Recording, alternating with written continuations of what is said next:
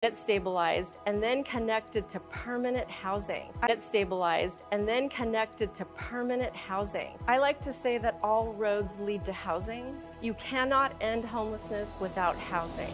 We have achieved a lot since our homeless plan was launched and approved by our city council in June of 2020. We help about 400 Corona residents every day. Think about all the people that would otherwise be on the streets if we didn't have this system of care. Hearing those stories was so inspiring and moving. It's amazing how resilient people can be. I totally agree with you, Sarah. It's really important to take care of our whole community. They make our city vibrant and meaningful. 2025 was a huge year for Corona. We had the summer concert series, movies in the park, and we can't forget the 4th of July celebration. As we wrap up the year, there were also other great events like Halloween Weekend and the holiday tree lighting. That just about wraps up our time today. I don't know about you, Sarah, but I'm really excited about what's to come. I couldn't agree more. Thanks for watching, and as always, we'll see you next time on Inner Circle TV.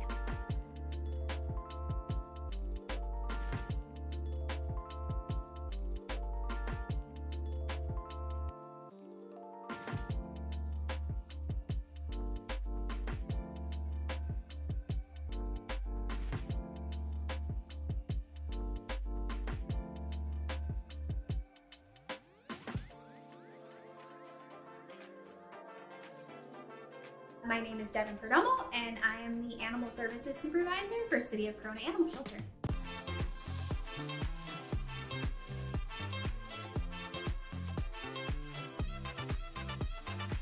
Absolutely love what I do. It's the only thing I ever really wanted to do in life was to do animal related work. At first I thought I wanted to go work for a veterinarian hospital. Came to find out that my passion really lied with the animals that didn't have anybody in their corner. When people come here, they see the animals in the kennel, and that's about all they see.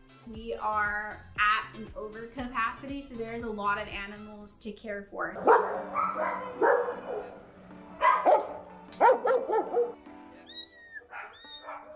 The most difficult part of the job is probably the emotional toll it takes upon you when hard decisions have to be made for animals. So it's really hard to go home sometimes after having to do something that difficult or see an animal suffering because it's been here too long and because nobody wants to adopt it. There's definitely way more good to be done in this job than there is bad, and that's seeing animals get adopted and seeing animals might not have had a chance at life come into our shelter, and then we're getting them the care that we need. I think without our shelter, unfortunately, a lot of animals that do have medical needs or behavioral needs might not be as successful in getting an adoption because they'd be at an animal shelter that has a larger capacity where they don't have the ability to focus on that individual animal's needs. So I truly feel like having a shelter here in the city does a world of wonders for the animals that are from our city, but as well as the public, because we're able to offer resources. I think the only way that we see the change that we want to is by the public coming and supporting the local animal shelter by adopting. If they can't adopt, foster. If you can't foster, spread the word about our animal shelter. We're on the map and we want to see as many animals adopted as possible. My name is Brian Aguilera. I'm with Building Maintenance for the City of Corona. Yeah, I started off in an auto body shop working on the paint booths. Fellow employee told me about a position opening and I should fill out a position, so I did. And a few months later, I was hired on and been here ever since. There's 5 of us on the crew. It's not a big crew, it's kind of a small crew for all the buildings that we take care of. A lot of them are 24 hours, so we do rotate on call. It's fun working with these guys. It's a pretty cool group. I mean, we're together all the time. My day starts off, we get our work orders, we see what's pending, see what's going on and what's hot. We take care of the ones that are hot first, and then we go about our day. And if we get anything that comes up that takes priority, which could be busted pipes, like water lines, plumbing issues, it could be anything from cat rooms, air conditioning, it doesn't matter. It's something that's always changing throughout the day, and that's what I love about it. It's always changing. Cindy.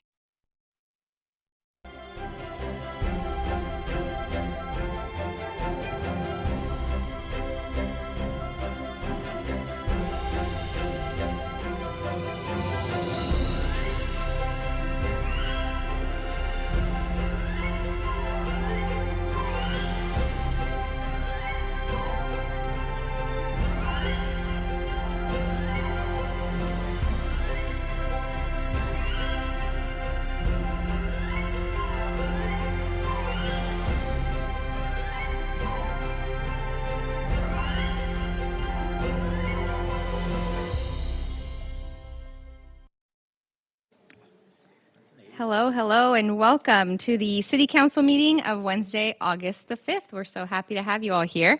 We're going to start tonight's meeting with an invocation from Pastor Shannon Scott from Grace Baptist Church. Pastor?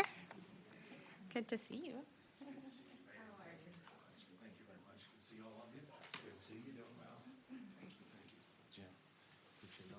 I think everybody's feeling a little friendly tonight. That's good, right? It's good. It's summer. Everybody's on break. And I thought, I just wanted to greet you and say thank you for being here tonight. I met Aftab in the hallway there, and we were just talking about city and business and all that. When you need somebody from the city, it's nice to be able to have people you can call on. We had a project with the water department. They've been so helpful and so grateful for all of their help. And I just want to say, if you've got something you need, call them. And it may take a little while, but be patient, and everything will work out all right. I like the facelift with the downtown area. And just thank you once again for being good citizens of Corona. Let's pray together. Father, I thank you tonight for the opportunity to be here with part of the city. And as we broadcast to others in the city, Lord, we just thank you for our city. We thank you that it's relatively peaceful and that we have a safe community. And we're grateful for that tonight. We are mindful of our need, Lord, not just of police officers and firemen and first responders, teachers, but also of you and what you do. And we thank you. We believe in you, and we want to tonight just ask you for your help. These people can't do what they do without you. They need your wisdom. I pray that you would impart it to them. Help those that are in need tonight. There's some people somewhere in our city tonight that need a little extra something. And I pray that you'll have somebody that finds them and reaches out to them and loves on them and helps take care of them, whatever their situation is. That this is a city that cares, and that we certainly be mindful of those that might need something extra tonight. Or we just ask you to keep everybody safe during the summer, these young people and what they do during the summer. Keep them safe and help them be prepared as they get ready to go back to school again. We sure thank you. We ask you to help us now, we pray. In Jesus' name, amen. You're welcome. Thank you. Thank you. Good to see you. Okay, we're going to have my colleague, Councilmember D'Addario, lead us in the Pledge of Allegiance. Please stand as you're able. Remove your caps. Right hand over your heart. Repeat after me. I pledge allegiance to the flag of the United States of America and to the republic for which it stands, one nation, under God, indivisible, with liberty and justice for all. Thank you. Okay, we're going to convene open session at this time. I would like to call the meeting to order. Ms. Edwards? Individuals wishing to address the City Council are requested to complete a speaker card and deliver it to City Clerk staff prior to the item being heard by the City Council. Please observe the 3-minute limit for communications, and once called upon to speak, please state your name and city of residence for the record. Mayor, I do want to note revisions to the agenda. Item 5.2, the presentation was added, and agenda item 8.1, exhibits were revised. Thank you, Ms. Edwards. And if this is your first time to City Hall, welcome. We always start the meeting with proclamations, recognitions, and presentations, and you can always follow along with the meeting. I think the team can put up the QR code. You can use your phone, scan the QR code, follow along with the agenda, and you get to see all the material that the council also gets to see. So you get the staff report, all the supporting material, and you can read up and follow along and pull a card, a blue card, and turn it in with the city clerk if you want to speak on any item. Okay? Well, welcome.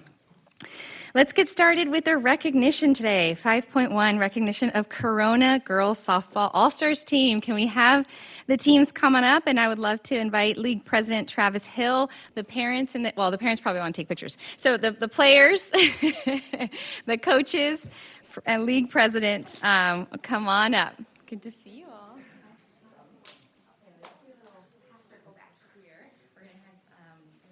Good job.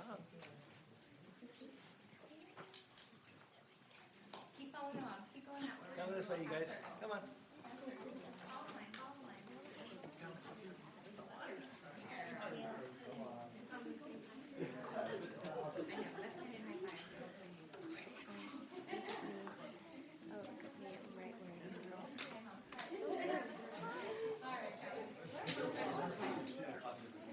Okay, we're recognizing today the Corona Girls Softball All-Stars team, and we've got six different teams. So I'm going to hand it over to League President Travis Hill to say a few words. Good evening. My name is Travis Hill. I'm the league president for Corona Girls Softball. Corona Girls Softball was founded in 1961. Our home field is here within the city, Butterfield Park.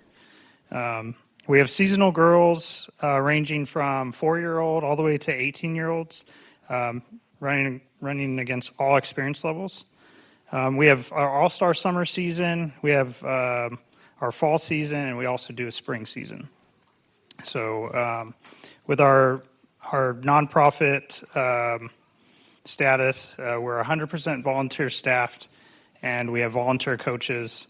CGSA is truly about building community.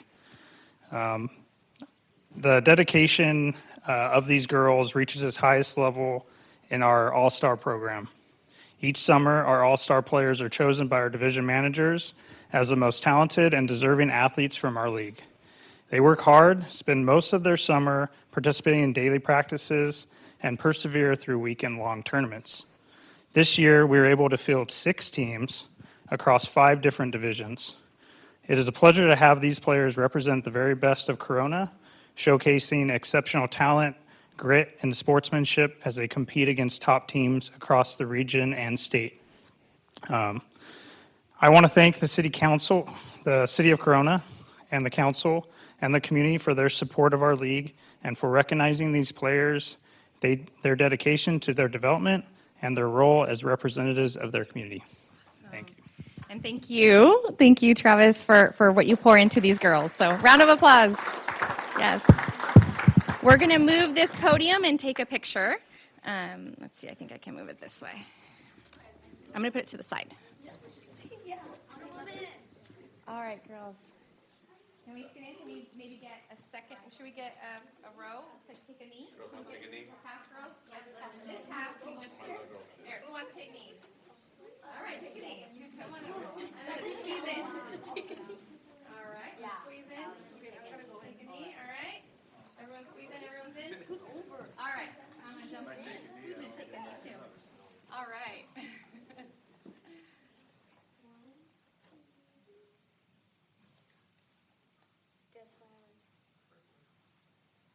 Softball.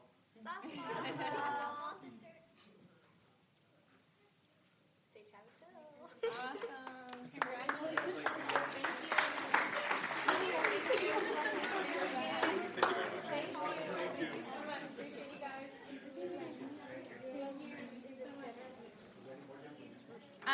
The rest we can take from up top. And then can someone from the team?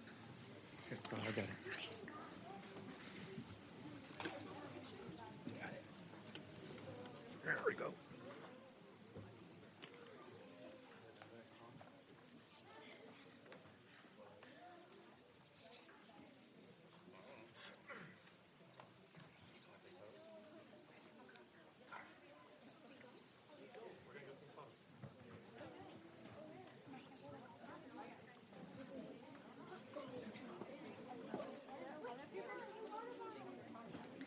Thank you, girls. Thanks for joining us. Congratulations again on a great summer. Coaches, parents, and the entire team. Way to go build community. We love that. Ms. Edwards, are there any speaker cards from the public for the recognitions? Mayor, we do not have any speaker cards for the recognition. All right. Then let's move on to the presentation. We've got the Northwest Mosquito and Vector Control District update. I would like to invite Nancy Hernandez to the podium for the presentation. Hi, Nancy. Hi. Welcome. Sorry about that. Good afternoon or evening, Mayor and council members. Happy Wednesday. All right. So we have an attachment that's going to show some. Oh, that's the first part. Okay. So our mission is to protect public health from vectors and vector-borne diseases in the most cost-effective and efficient way. We serve Corona, Jurupa Valley, Eastvale, Riverside, Norco, Lake Elsinore, Canyon Lake, Home Gardens, highlighting Home Gardens, Temescal Valley, High Grove, Woodcrest, and El Cerrito. And Now we've got some of the fun stuff. So service requests, that was the next part, I guess, of the slides. Okay, yes. From January to July, we had 322. District-wide, there was 1,215, so it's roughly about a third. In 2025, the full year, we had 521. And in 2024, we had, can't see it that far, 651. So the service requests, Corona accounts for about 3 in 10 district service requests. Mosquito concerns are the largest service request type. And you could see the little dial up there. Can we move on to the next part of it? Okay, and this was the interesting part. So there's been trap deployments from February 9th to July 17th. There's been 112. There's been 8 dead birds from January 15th to July 16th, 2026. And mosquito pools from May 15th to July 9th are 14. But all the completed dead bird and mosquito tests were negative, so that's a good thing. So I just want to encourage everyone to continue keeping their water areas in their yards, in the front yards, especially by the sprinklers, keeping that as dry as possible.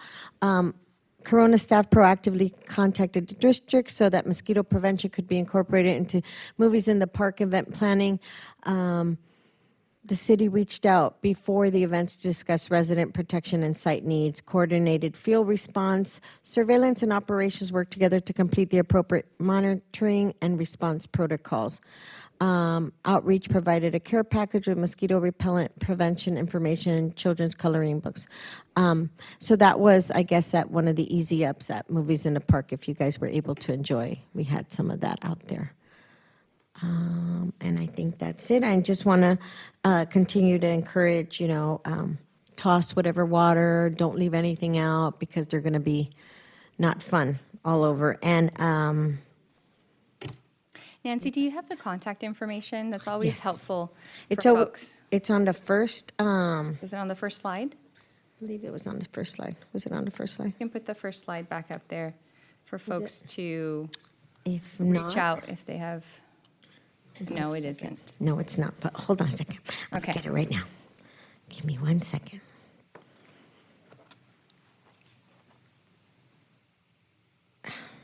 Okay.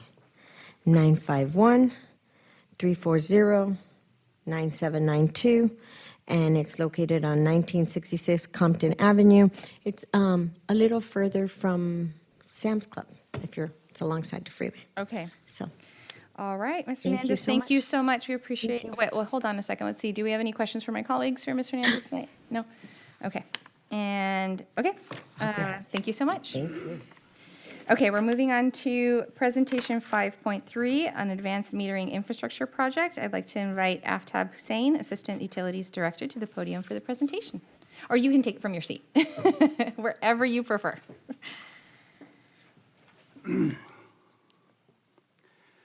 Good evening, Madam Mayor and council members. I'm thankful to be here tonight presenting before you. I will be providing you some updates on our advanced metering infrastructure project, commonly known as AMI. A little quick refresher on AMI, what AMI is. AMI is a smart metering system that allows two-way communication and automatic data transfer between the customer's meter and utilities department infrastructure. Madam Mayor, I'm pleased to report to this council that our project is moving ahead of time. We are looking at substantial completion in October with possible project closeout end of this year in December. As of today, our project is about 74% completed. I'm also pleased to report to this council that our customer call volume remains very low. These are the calls received by our meter installation contractor, PMI. Only 1.6% installation have resulted in a call. Most of these calls are related to minor issues or general inquiries related to meter installation process. Our customer care team has also tagged a small number of calls to AMI-related inquiries. Mayor, we track this data to improve our meter installation process and improve our communication with our customers. AMI modernizes the way our customer will understand, manage, and conserve water. With AMI, our customers can now see their hourly water usage data. They can also set customized alert and get notification when those set thresholds are exceeded for water consumption. They can also enable their option for continuous water usage, which is typically an indication of a water leak. Our customers can also reduce useless water consumption by understanding and monitoring their water usage trends. AMI provides accurate, near real-time data to our customer care team to better help assist our customers with their inquiries related to their water bills. AMI is bringing efficiency by eliminating the need for manual meter reads. Mayor, AMI does not increase water usage, it simply measures it more accurately. With the new AMI meter installation, some of our customers may have seen a higher bill due to following reason. Old mechanical meters wear out over time and may under-record water usage, making the customer bill appear lower than the actual water usage at their property. Our new AMI meters measure flow accurately, potentially revealing previously under-recorded water usage. Also, an existing leak at the property that was previously not recognized or recorded by the old mechanical meter now is being recognized by the new AMI meter. A 5-year financial plan was approved in 2024 that includes annual water rate increases. And those rates are implemented on January 1st of each year. The meters that were installed around that time when the new rate was implemented, those customers may have seen a higher bill reflecting the new updated rate. We have been communicating with our customers at various stages of their meter installation process. Bill inserts were sent out to all customers with the project information in it. Postcards are mailed out to our customers prior to their meter installation. And a meter tech also reaches out to the customer on the day of their meter installation to make in-person contact to let them know their meter will be replaced. Our meter installation contractor has a project call center that operates 24/7 to address any inquiries our customer may have related to their meter replacement. Our customers can also log on to their portal and get their account information. Those customers who have not done so, they can simply scan the QR code or follow that link provided. Our customers can also visit our AMI project website and get some useful information regarding the AMI technology. They can also see the meter installation progress. Lastly, our customer care team is always available to assist our customers with their inquiries related to their bills, consumption, or general inquiries. I would like to take this moment and recognize the hard work of the project team for making this project a successful project. I also want to thank this council and the city leadership team for supporting this project in modernizing our metering system. Thank you. That Aftab. concludes my updates, and I'm available for any questions you may have. Thanks, Aftab. I'm happy to hear that we're ahead of schedule and almost there. Questions from my colleagues? Nope. Let's see. Ms. Edwards, are there any speaker cards on this item? Mayor, yes, we have one speaker card for this item. All right, come on down. Welcome.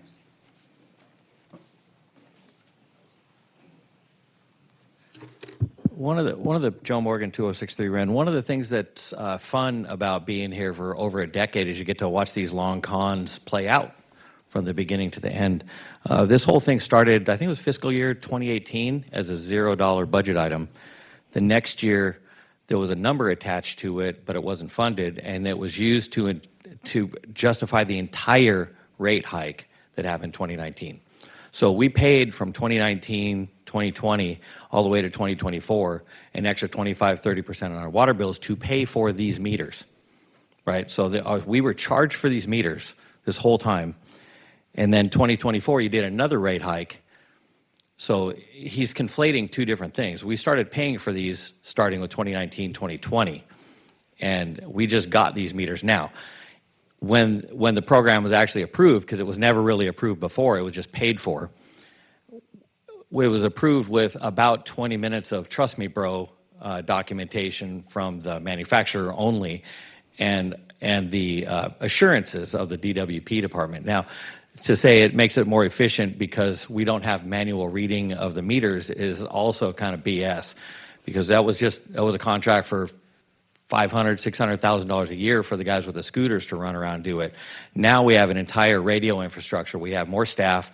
We have more annual cost every year going forward, because now we've got this high-tech setup where even the gas and the oil in the scooters was paid for before.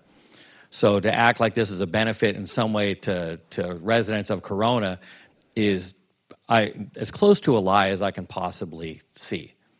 It's not a benefit to anybody. And if you talk to anybody in a city who works for a utility that uses AMI meters, they're continuously chasing failed meters, continuously. They go out every day and change dozens of these things. So to act like they're more fail-safe than the other ones, again, they're 100% reliable according to the manufacturer. Everything is great, everything is wonderful, because this is a $25 million project. So this is largely being outsourced. This is a whole other subcontractor and a whole bunch of consultants involved with this whole thing. So yeah, they're going to tell you everything is great, and then you guys eat it up like little baby birds. So again, money means nothing to you. It only means to us because we pay for it. And you guys are like, this is going to be great. Thank you very much. Ms. Edwards, are there any other speaker cards on this item? Mayor, we do not have any more speaker cards. All right, then that wraps up the presentations, and we're going to move on to the consent calendar, item 6 on the agenda. Okay, where is the script? Well, all items listed on the consent calendar are considered to be routine matters, status reports, or documents covering previous city council actions. The items listed on the consent calendar may be enacted in one motion with the concurrence of the city council. A council member or any person in attendance may request that an item be removed for further consideration. Would any of my colleagues like any items pulled? Okay, Councilmember Daddario, which one do you want? Just one, 6.13. 6.1. 6.13. Okay. Oh, I see. 6.13.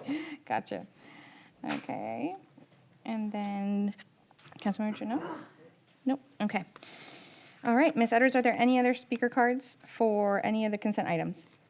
Mayor, we do not have any speaker cards for the consent calendar. Okay. Then we'll take a motion for the consent calendar with the exception of 6.13. I'll make the motion. Okay. I'll second. Go ahead and cast your vote. And Ms. Edwards, I'm a yes.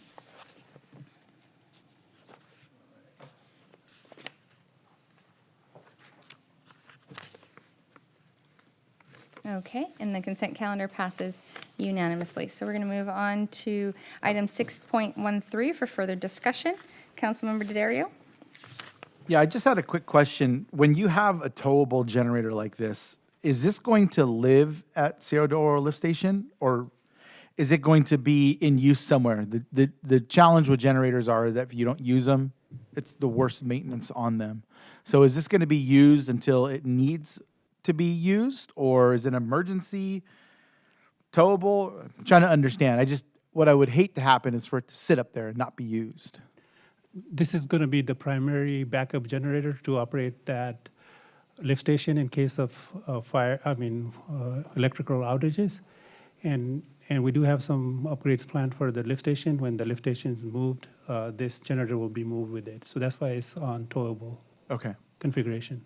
Okay, and then on these, do you guys have like routine maintenance that you guys are maintaining these things so that there's, just like, again, inactivity on these generators is the biggest problem with them? Right. There's a lot strict regulation. We have to exercise them and then record that data and provide that data to AQMD. Okay. I just wanted to make sure that was going to be done. Mayor, I'll go ahead and move on this one. Okay. Oh, hold on. Ms. Edwards, any speaker cards on this item pulled? Mayor, we do not have any speaker cards for this item. Then we have a motion on the floor. Can you get a second? All right, let's take a vote. I'm a yes, Ms. Edwards.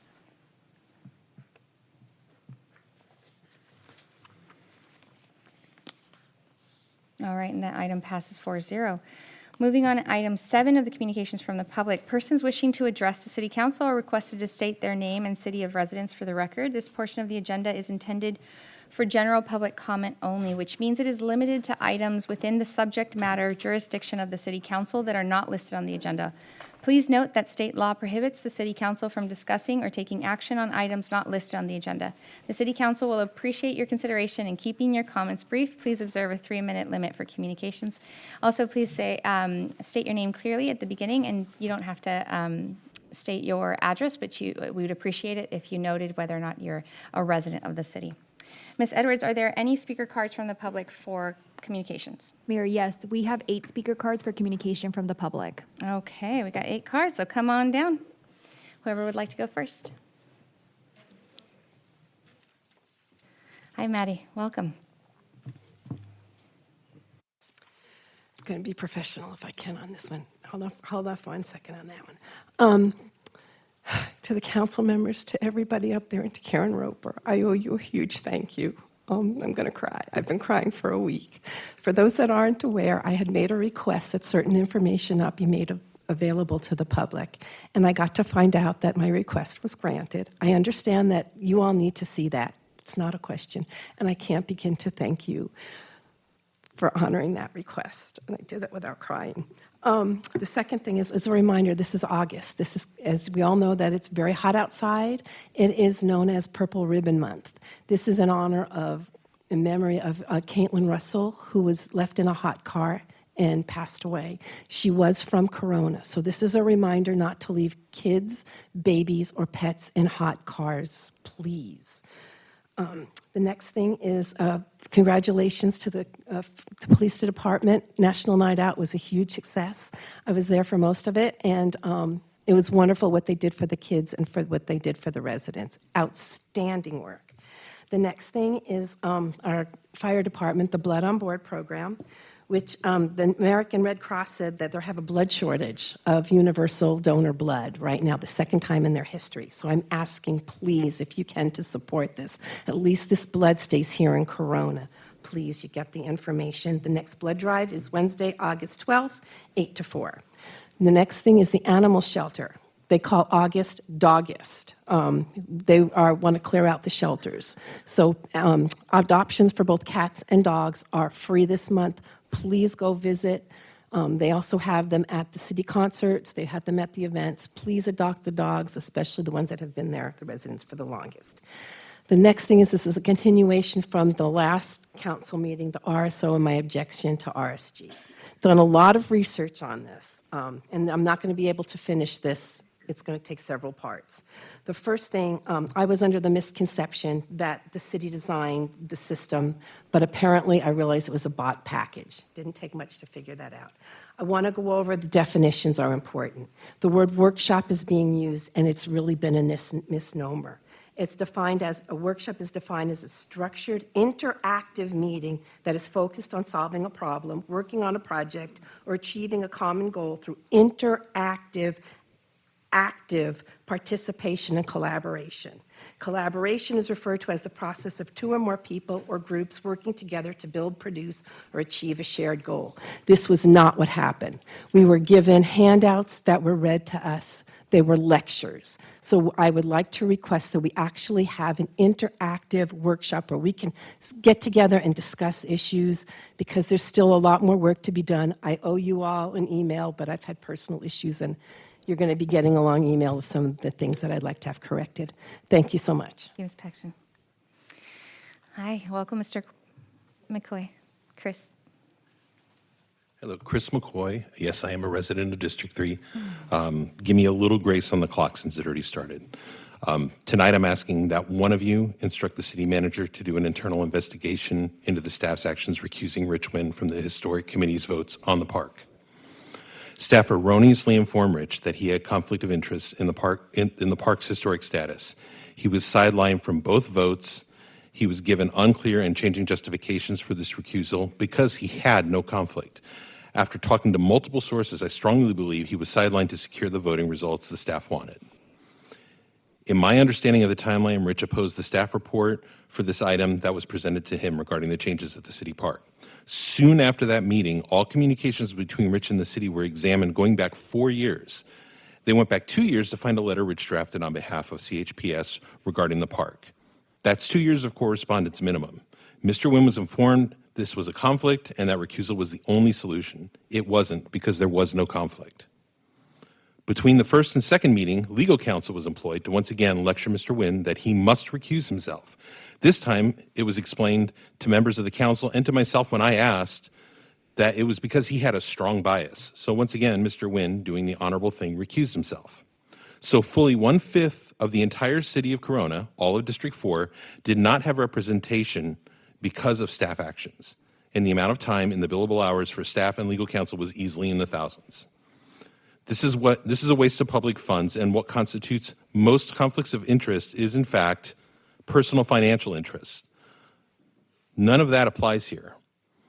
A committee member does not have a conflict of interest merely because they have a strong opinion on the issue, favor or oppose a project, to discuss the policy with the staff, advocate for preservation or against preservation, or express their architectural or political views before a meeting. Those are considered policy opinions, not bias. Bias is a separate legal issue for a committee member to be legally disqualified for bias. The standard is very high. The member must essentially be so close-minded that they cannot fairly consider the evidence presented during the hearing. This is not Rich Wynn. Simply saying I generally support or oppose this agenda item, or I don't like these plans, or I think the building should be allowed, does not automatically require recusal. California courts generally recognize that appointed officials often have opinions before hearings. You all have. I've talked to you all about agenda items before. You've mentioned them publicly. You have not been recused. There was no reason for him to be recused. The bottom line, for a committee in California that is a charter city, a legal conflict of interest is generally based only on money, property, or another material or economic interest, not simply on having an opinion. A committee member who expresses views to staff or has a preference about a project does not automatically have to have a conflict or have to recuse themselves. Staff overreached. They most likely did so to achieve a result. I am asking for an internal investigation so the council and city manager can understand exactly what happened and ensure public monies are not wasted like this again. Thank you, Mr. McCoy. Thank you. Thank you. Hi, welcome, Ms. Heineman. Good evening, Madam Mayor and council members. My name is Ruth Heineman. I live in Corona, and I am a library trustee. After many, many months, I'm proud to announce that the Innovation Center is finally opening, and I'm sure that you council members did receive your invitation for the grand opening for next Wednesday, August 12th at 3 p.m. I do want to invite the public to come to the grand opening, and if they're unable to come to the grand opening, to visit the library after next Wednesday. The Innovation Center, geared toward teens and adults, will focus on career development, STEM and STEAM, and small business owners. The Innovation Center will have the following available to patrons: VR headsets to assist with career development through transfer software. I don't know if any of the council members are considering a career change, but even if you're not, when you go, you need to use these headsets. They're amazing. There will be multiple 3D printers, a laser cutter, smart boards, sewing and embroidery machines, heat transfer machines, and podcasting equipment. It's really a wonderful resource for the people of the city of Corona. And when you enter, I'm talking to the people that maybe haven't been to the library or haven't been in a while, you go straight ahead, and the Innovation Center is toward the back of the library. But when you're walking back there, I want you to see how white and bright the library is. During all of this that was going on, the library was painted and has new flooring. There is some arrangements, a difference. Things have been moved, but it's well worth your time to visit the library. And I do want to give a shout out to the entire library staff. During all of this that was going on, they worked endlessly to try to have resources and materials available to the public. You know, you'd go into the library one day and the hallway down to the children's section was being carpeted. So they would bring books out so that people could still do that. And then you'd go in another day and there was another section.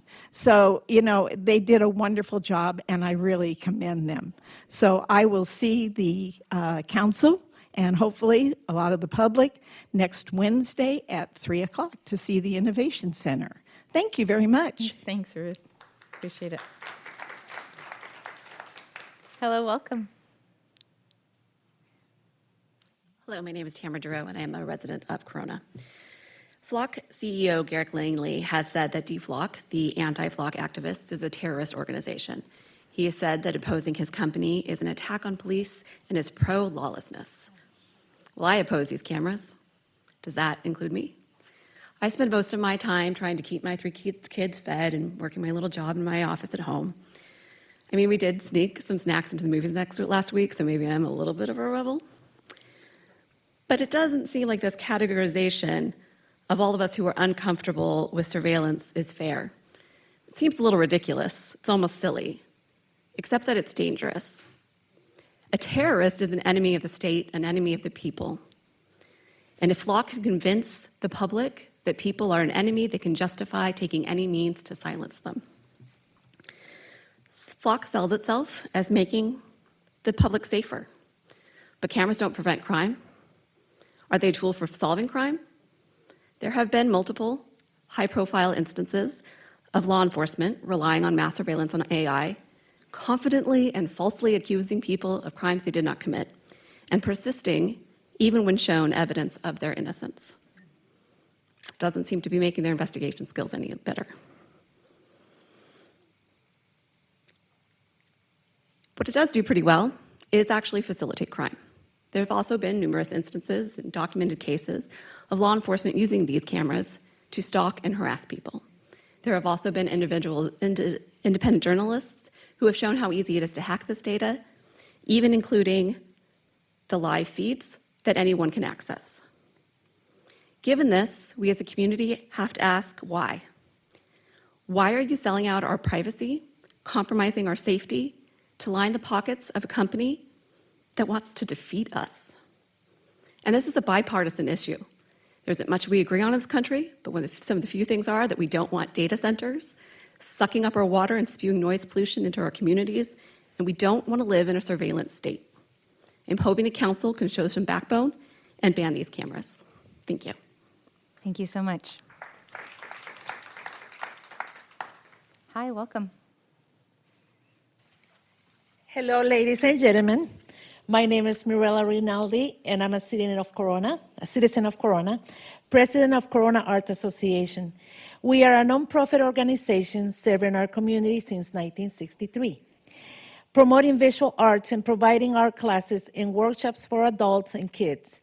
We have art shows bi-monthly with a theme where you can enter your art as well. Today, I'm here bringing to our community a car show for this Sunday, August 9th, from 9 to 3 p.m. As you see in the flyer on the screen, there will be food, music, art crafts, vendors, and crafts for kids and adults to participate during the event. Also, we will be having an opportunity drawing trophies for the car show as well. In addition, Corona Arts presents to you our 4th annual Masquerade Ball fundraising gala at the historic Women's Improvement Club House in Corona at 6 p.m. to 10 p.m., Saturday, October 24. There will be a dinner, dancing, games, and prizes as well. As you see there on the screen, there is the flyer. And the theme for the Masquerade Ball is The Wizard of Oz. So welcome to dress up. Tickets are available now. You can, it's $50 per person, and after October 1st, it will be go to $60. Thank you, everybody. Thank you so much for being here tonight. Appreciate it. Hello, welcome. Good evening, Mayor, Council members. My name is Nazareth Vera, and I'm with the Office of Supervisor Karen Spiegel. I just wanted to come to your guys' City Council meeting to formally introduce myself and to the public, let them know that I am the field representative for Corona. So if you guys have any county issues that you would like to address or need help with counting a department, please let me know. I can leave my contact with the city clerk. Thank you. Thank you, Nazareth. Appreciate it. All right. Hi, Tom. Mr. Munoz. Well, good evening, Madam Mayor and Council. My name is Tom Munoz, and I live at 1650 Apricot Place here in town. I come to you tonight as a resident, a husband, father, grandfather, uncle, brother, singer, songwriter, trustee, Parks Foundation member, Parks and Recreation Commissioner, and landscape architect. With all the name tags I honorably wear, I found that the ability to listen takes an active effort, involves technique, and improves with intentional practice. You all have this gift. You're blessed with that gift. The ability to follow through and follow up with what we hear and what we learn is a blessing. Again, you all have that gift.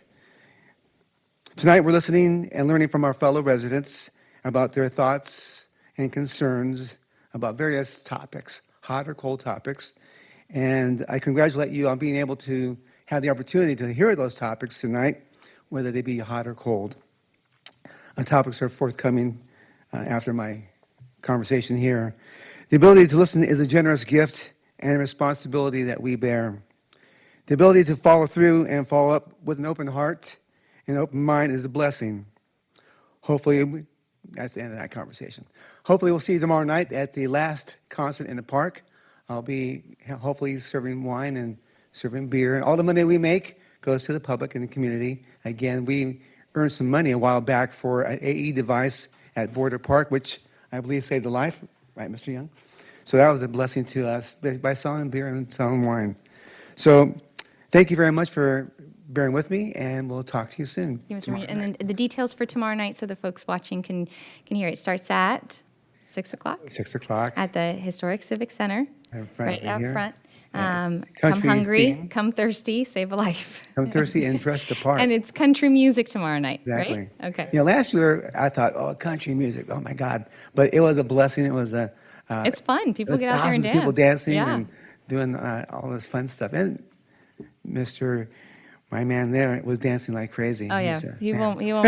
Councilmember Richards never misses. I can't a dance myself. I opportunity. have 4 left feet. That's why I have my wife teaches me how to dance. Well, Anyway. thank you. Thank you. Have a Thank good you. night. Appreciate it. Good night. All right. All right. Hi, Mr. Fuller. I think you're rounding us out.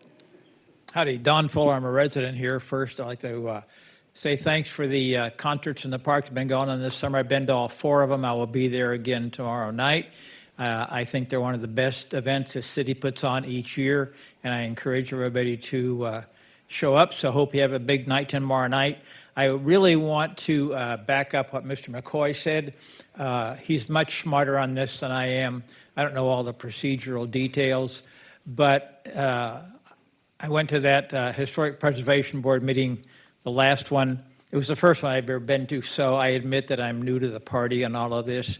But it seemed to me to be silly to not have the input of Mr. Wynn.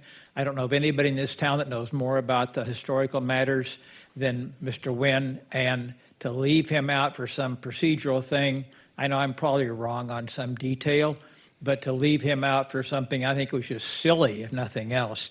Whenever you're trying to put some kind of an answer together, resolve some kind of an issue, it seems to me you should want every single piece of information that's valuable and rational that you could get. So that's all. I thank Mr. McCoy, and that's all. I'm done. Thank you very much. All Everybody right. get home Thank you, safe. Mr. Fuller. Appreciate it. Hello. Welcome, Mr. Connell. Lovely shirt, Tom. Seriously. Rory Connell, District 5. It's no surprise to everyone in the room that I filed papers to run for city council. Word travels fast in this building, from what I've learned. And while I was very public in stating that I had no intention of doing it, I have done that, and I think that people have asked what changed. And the 2 things that really were the crux for me was the Historic Preservation Board meetings. seeing that we're going to spend $150 million on City Park and less than 2% of residents were surveyed, and then less than 150 people in a mile radius of that. And that's our benchmark. And the surveys that they did were multiple choice answers, and large portions of what we're getting in that park that are going to cost a lot of money weren't even questions that were asked. And then seeing Richard Wynn being forced to recuse himself was disappointing. And then Saturday, I was at a charity event for one of my dear friends participating at the Circle City Center, and just seeing the state of that and how neglected our public spaces are. That was it. That was what made me decide. So I do apologize for telling people I wasn't going to run and now stepping up, but why am I running for city council? I'm running because after 8 years, my utilities are exponentially higher, and year over year they get greater. I'm running because you guys have raised our taxes, and I've seen that money be used on projects that it wasn't promised for. I'm running for all the employees that had to stomach you telling them, Mr. Ellis, that the budget needed to be cut 3% while at the same time you took a raise. I don't think that instills good leadership. I believe leadership is done from the front, not from the top. I'm running because the most creative solution to downtown was to amortize or put automotive shops of my friends out of business.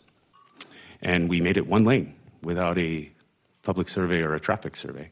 And that we're going to put 300 condos in a 7-story hotel on public property. And that's being designed and funded by us. I'm running because all of the parks are neglected. I get messages constantly about how bad the fields are for soccer, football, baseball parents. And I'm tired of seeing that, especially in my own district, District 5. All the grass is dead. That's a daily reminder of why I'm running for city council. I'm running because I believe in term limits, and right now we have a 12-year term limit. I believe in 8-year term limits. As I stated earlier in my Instagram post, if the president only gets 8 years, so should city council. And most importantly, I'm running on transparency because I don't believe the public has a say in what's going on in our community. I don't believe that you care what the public thinks because you have grand visions that you are so focused on, you will do anything to justify the means to get there. So that's why I'm running for city council, and that's what got me there. Thank you very much. Thank you. All right, next up, and please don't forget to turn in your blue cards with the city clerk if you're speaking. Hi, welcome. Hello. Thank you, Mayor and City Council members, for the opportunity to speak. My name is Amber Carrillo. I am a Public Affairs Specialist for Small Business Administration, Office of Disaster Recovery. I am not a resident of your state. The SBA is in your area in response to the Garden Grove hazmat incident that happened May 21st through the 29th. They're offering lending options to qualified businesses as low as 4% and nonprofits as low as 3.625%. Loan amounts can be as high as $2 million, with terms as long as 30 years, no interest or payments for the first year, no pre-payoff penalties, and no cost to apply. There are many ways that businesses could have been affected by this incident. Their regular clients may not have been able to come to them due to the evacuation. They may get products from those businesses in that area, and they were not able to get those products. Their businesses may provide service to that area, and they were not able to go in there during that time of that incident. That time frame also fell over a holiday weekend, and tourism was down, and it could have been that those clients did not work on those plans to get to those businesses over that holiday. Businesses should not hesitate to reach out and see if they qualify. There's no obligation to accept funding if they are offered, and our customer service representatives are there to help. Businesses can apply online at sba.gov/disaster. They can also call the SBA's customer service line at 1-800-659-2955 with any questions they may have. And businesses may not know that they've been affected until their next financial review. So the deadline for filing for this loan is March 11th of 2027. We would love to work with all of you to inform your constituents. We have flyers like the one that you see behind you or possibly on your screens. We have news releases. We have all kinds of information. Our Business Recovery Center is in Garden Grove. However, it will be closing on the 13th. But the Business Recovery Center is at 12966 Euclid Street in Garden Grove, Monday through Friday, 9 a.m. to 6 p.m. until the 13th. Thank you very much. You're certainly working hard to get around. I saw you at WRCOG on Monday. Yes, So thank thank you you. for coming around and sharing this important information. We really appreciate it. I appreciate you. Thank Thank you. you. Have a good night. Take care. All right. Ms. Edwards, any other speaker cards? Mayor, we do have a speaker on Teams. Okay, let's take them. And speaker, I don't think you can see the 3-minute mark. I'm not sure if they can see it on Teams, but just to make you aware. Okay, all right, go ahead, speaker.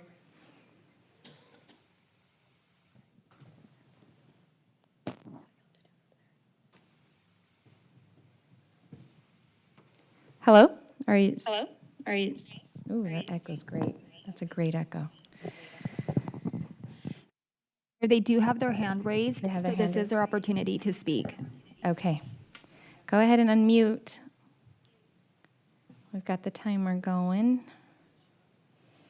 And also, if you're unable to speak or would like to submit your public comment to the city clerk, that's also an option. Attention about the El Cerrito Sports Park. Oh, there we are. First I can off, hear you. I Oh, there we are. recognize, I can hear you. that- I recognize that the El Cerrito Sports Park is in the El Cerrito community, the unincorporated part of Corona. And look, I respect everything that you're doing as a city. I think that you all should be working on what serves the best interest of the city. The issue with the El Cerrito Sports Park is that it's in the El Cerrito community, and it's disenfranchising the community members. I'll be pragmatic with you. The disenfranchisement is occurring specifically through your residency rules. The organizations utilizing El Cerrito must meet a residency or a requirement where a certain amount of their player base must be from the city of Corona. That means that the students, the children of the El Cerrito community are sidelined. And that leaves the people of El Cerrito disenfranchised. Now, I would suggest all of you to look deep into your hearts and think about the children of El Cerrito. Think about the members of El Cerrito on how they're being disenfranchised. And the amount of money, let's say, that these organizations are making are in the millions. The whole argument that you're doing it for an everyone plays model, an argument that you're doing it for the lower income families, it's simply not true. You've allocated these field spaces, and I'm not here to focus on the other ones. You can do whatever you want with Santana Park, and surely you can do that with El Cerrito Sports Park. But I'm here to fight for the people of El Cerrito because they matter too. In essence, this is a matter of you extracting the resources of El Cerrito for your own purpose. And from what I can hear from your residents, you're not too happy with the way you're managing parks. So that's what this call is here for, is that you are disenfranchising the children of El Cerrito. I am a victim of that disenfranchisement. Due to this disenfranchisement, I had to rely on the church, in which I would be later taking advantage of. And that's a whole nother subject matter. My point is that when you disenfranchise the people, you leave them vulnerable. And it is imperative that you all start thinking about the people of El Cerrito, because at this point in time, you are extracting the resources. And you even took away the property from Roger E. Bacon, someone who had 26 acres of land, and you took all that away for this park. So it's like you kicked out people of El Cerrito, you built a park, and then you allocate it to the Corona residents, and you allow your... All right. Thank you so much for that commentary. Nazareth is not here from Supervisor Spiegel's office, but I do recommend reaching out to the supervisor, as El Cerrito is unincorporated. Ms. Edwards, any other speaker cards for tonight? We do not have any more speaker cards, or we do not have anybody else on Teams. Okay. Well, then we're going to move on to item 8 on our agenda tonight, public hearings. This portion of the agenda is for advertised public hearing items, for formal public testimony on each individual item, and it's accepted prior to the city council action. So we have 8.1, public hearing for the city council consideration of resolution number 2026-085, revising the citywide master fee recovery schedule and recovery percentages, repealing resolution number 2024-100, 2025-040, and 2025-080. Does a council member want a staff report on this item? Okay. I did want one, I'm so sorry. Mr. Foltz, our finance director, I would like a report out on this, if you would be so kind. Certainly. Good evening, Mayor, City Council. Oops. This work.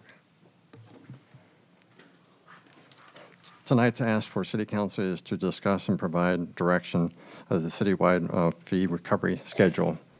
And we have Tony Thrasher from Wildan, who was instrumental in preparing and assisting the city staff in putting together and updating our fee schedule.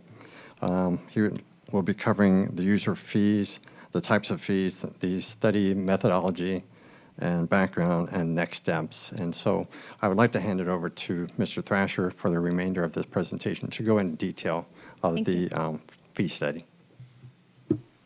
Great. Thank you, Bruce. Thank you, Mayor and Council. I am Tony Thrasher with Wilden Financial, here to give you this presentation. All right. Go ahead and go to the next slide, please. Oh, perfect. Awesome. Thank you. Okay, so starting off with kind of the background methodology. The scope of the study are user fees. It's a charge by the city to the public that covers the operational cost of providing that service. So under California law, you can set those fees up to the full cost of providing them, no greater. So study's purpose is to determine that full cost for each of your services. There are two primary types of fees that are involved with this type of study.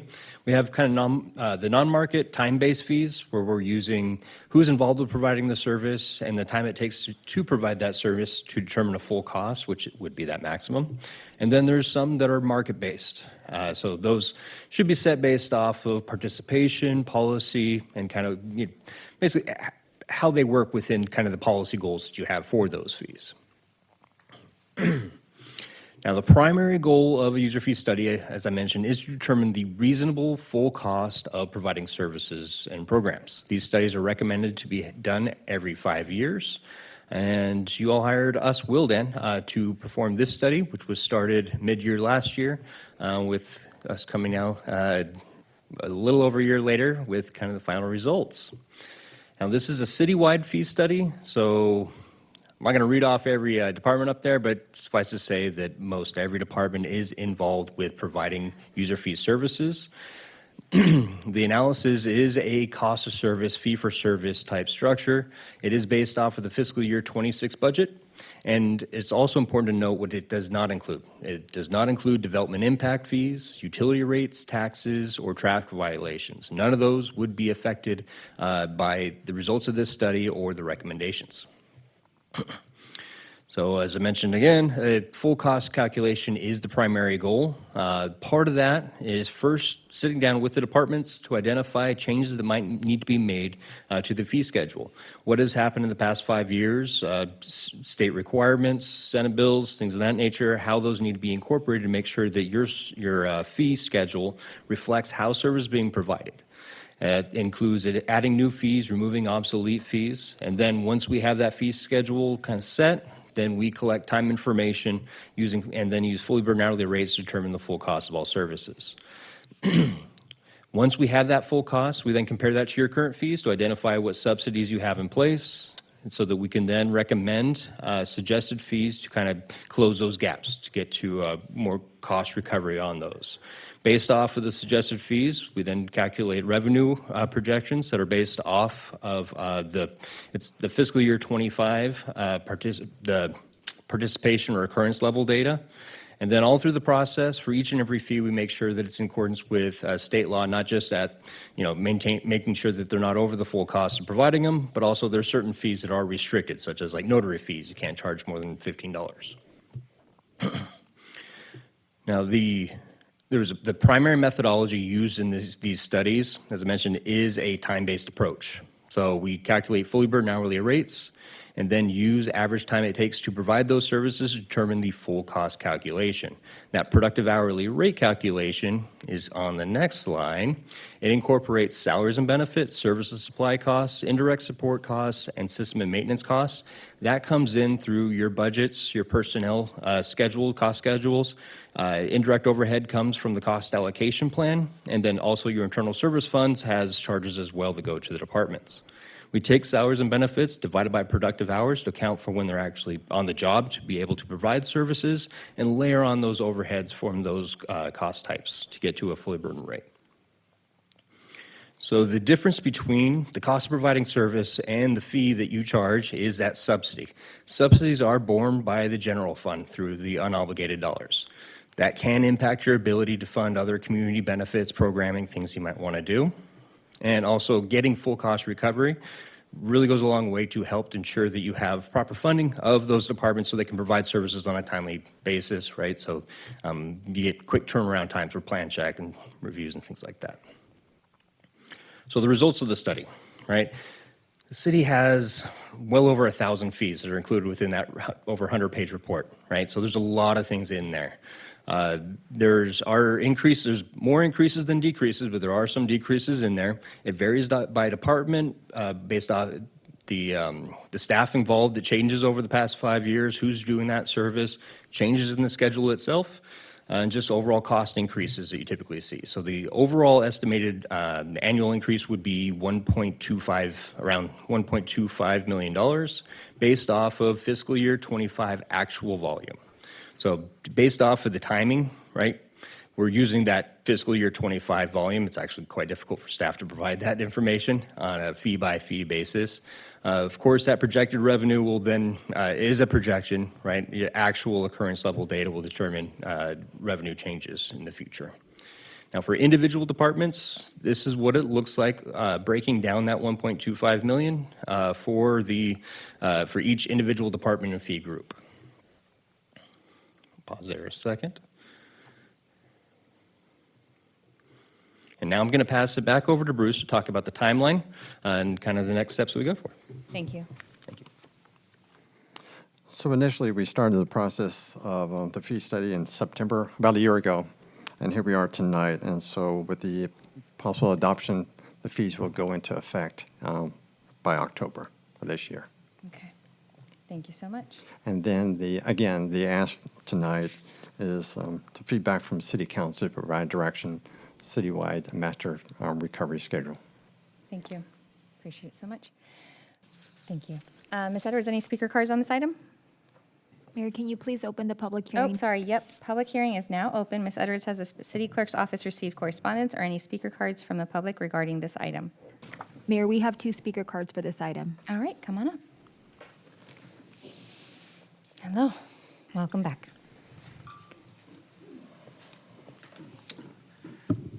Good evening, Joe Morgan, 2063 Wren. So again, been doing this a while. Got to watch the last couple of meetings. I'm always telling people you don't have to know everything about everything. You should definitely beat the horse that you know. I know one horse because I happen to be the only person that successfully applies for a block party permit every year. So the block party permit is my bellwether. It started out, when we started doing it, was $65. And then I think it was 2016, 2017, you did another fee study. It jumped to $200 and something. These things are broken down by how many people touch this item, how many people work on it, and then what their fully burdened rate is and how long it takes them to do it. So when it jumped from $65 to $200 and something, I started looking into the hours that were allocated, and they said that, it went to the police department. It does not, in fact, go to the police department. It never goes to the police department. Only street closures do, not a block party. Block parties, by definition, are local streets. They don't need a detour. They don't have to worry about traffic plans, anything like that. So it came back down when I pointed that out. It came back down. It was 200-something for a few years. Came back down to the next study, back to 165. Now it's back at 196. The components of it now are roughly 1/3 counter technician, who counts the signatures. Mind you, I've been doing this for 15 years. Exact same street, exact same plan, exact same times. I photocopy the permit and submit it every year. The other 2/3 is for a traffic engineer, apparently, to review whether or not Wren Avenue is still a local street. It's been a local street for 15 years. It will continue to be a local street. But this year, it took 3 days for the traffic engineer to look at the same applications that have been submitted for 15 years to decide that it is in fact still a local street and doesn't need a detour. For that, we get charged roughly $100-120, and now it's going to go up by another 20% for no reason. I have a really good friend who has a motto that says, how you treat the little things is how you treat the big things. You have no credibility on this. Your contractor has no credibility on this. If you do it on this one thing, and you know that I'm watching, you know that I'm going to be up here talking about this because it's a joke, as is many of your fees. You have no respect for anybody's money. You don't have respect for anybody's time. It's just all about grabbing as much as you can get. Yeah, and you have no compunction about taking anybody's money for whatever reason you think you need it. Thank you very much. Thank you. Next speaker.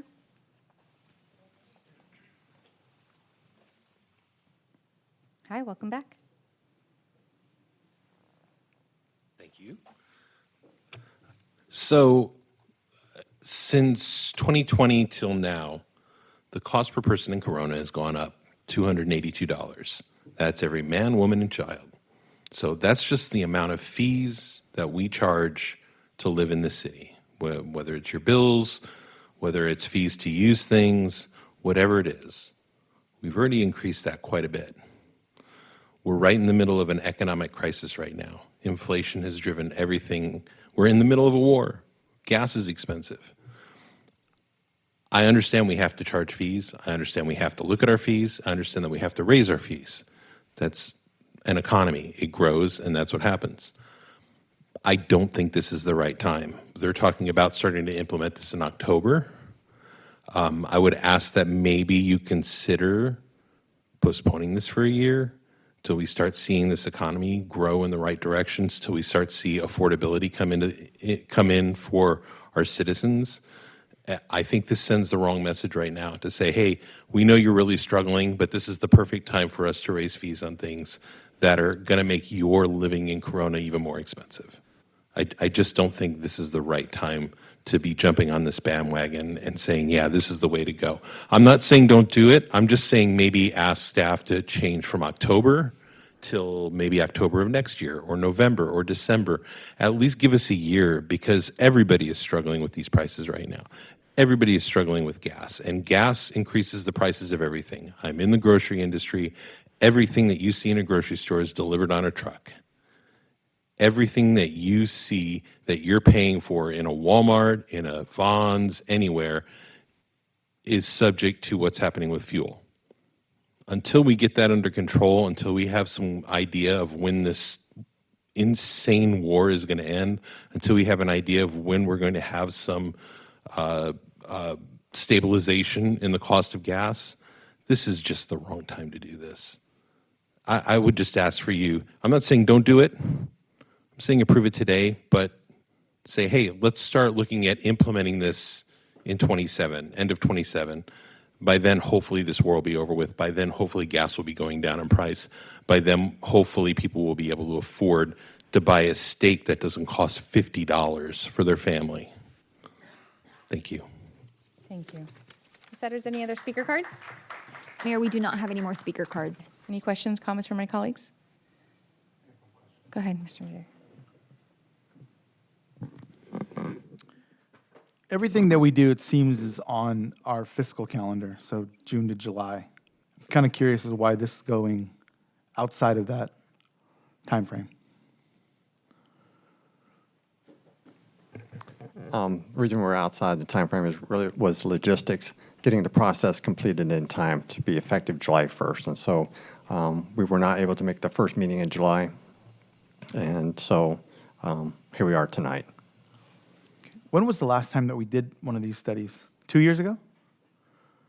Yeah, it was 2 years ago. We do them every 2 years in order to just make sure that we're keeping on top of them. Yeah. Thank you. Thank you. And, you know, I've seen what happens when incremental changes aren't taken, and we get behind on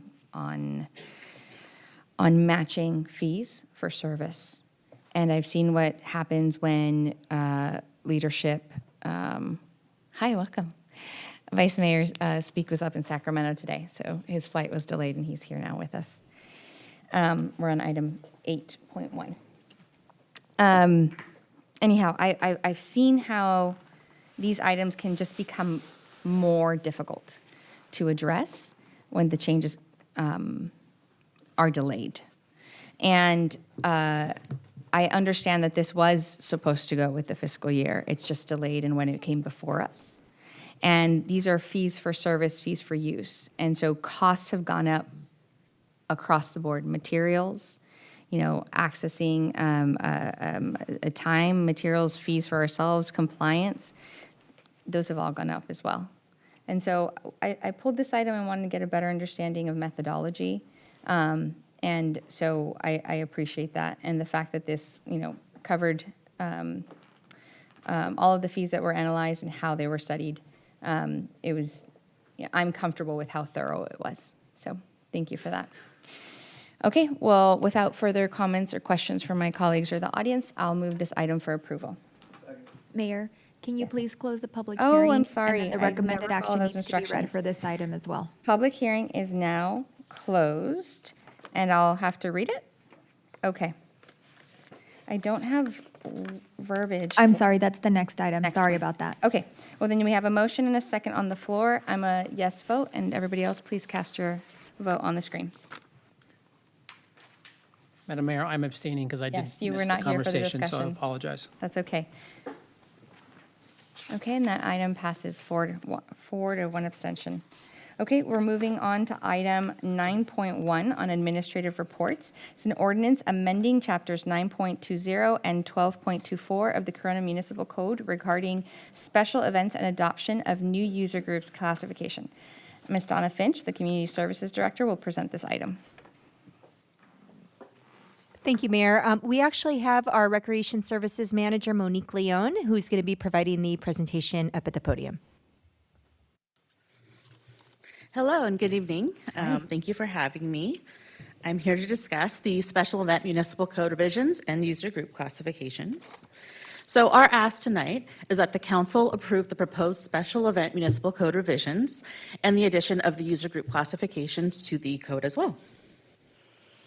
So just to give some background, according to the Municipal Code, Chapter 9.2, a special event primarily is identified as open to the public. There are other factors that can have different effects to the community, but open to the public is the primary. Across the city, there are a wide variety of special event permit processes that do often cause confusion for the public and who to communicate with, how to get permission, and then move forward. So what we have currently as a private rental, it is a very straightforward process. For indoor or outdoor city facilities, it's not open to the public, it's just straight Community Services Department and a much easier process. When it is a open to the public special event on private property, it is run through the Planning and Development Department and it is called a special use permit, also known as an SUP. For a open to the public on city property special event, it is a special event permit, and that could be indoor or outdoor on city property. And that is run through us, the Community Services Department, but we do need to go through various departments and outside agencies for a wide variety of approvals. This includes the additional approvals that we have to go through include fire, planning and development, police department, public works, risk management, utilities, county health department, California Department of Alcohol and Beverage Control, and Parks and Trails. And they're the ones who set the requirements for what all these applicants need to have. We are the facilitators of this permit and hoping to give direct contact, answer questions that we can, and assist with going through this process, because trying to contact all these people can be a headache. So we in the Community Services Department are looking to assist as best as we can. There are some challenges that have been identified up to this point. The current processes, as I mentioned, are already confusing and it causes uncertainty. We get a lot of back and forth from the community regarding who they have to talk to, whether it's private or public. So our goal is to become the primary point of contact to help streamline and solidify that and make it a little bit more efficient and less of a headache for the community.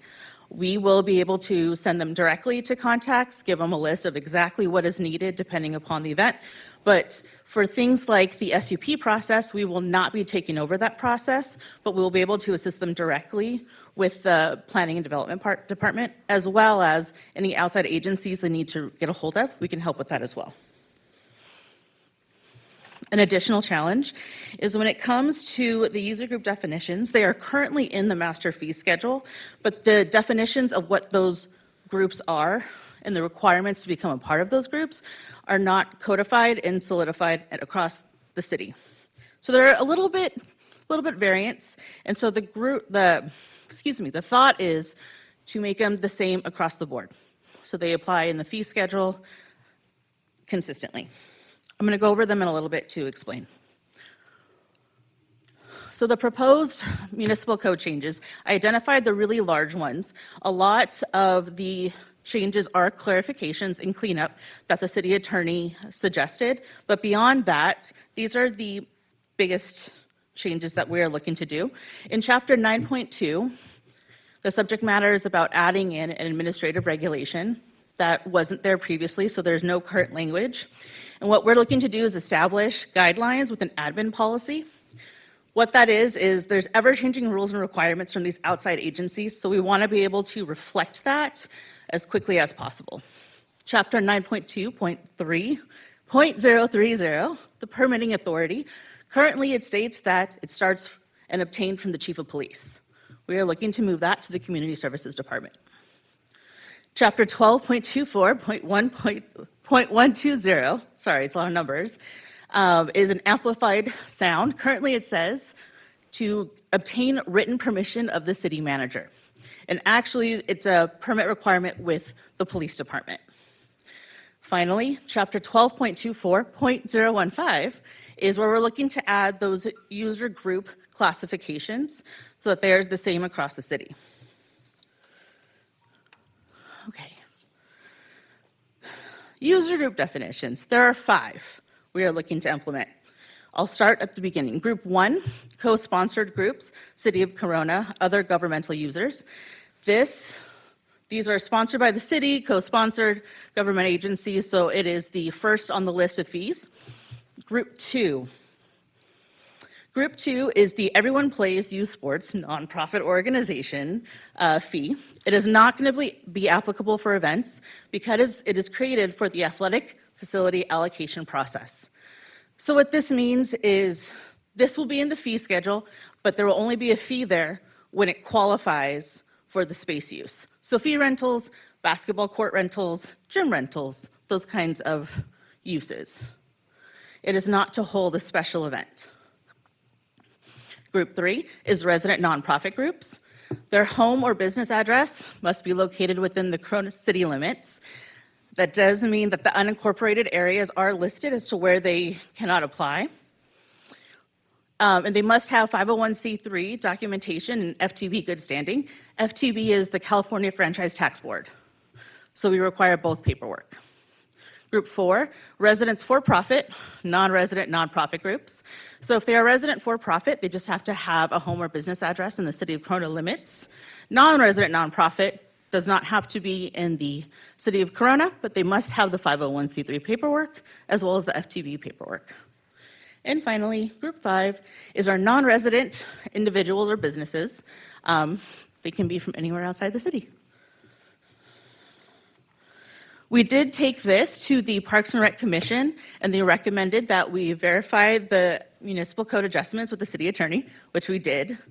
Talked with Dean a lot about this, and also make sure that we clarified the user group language very well.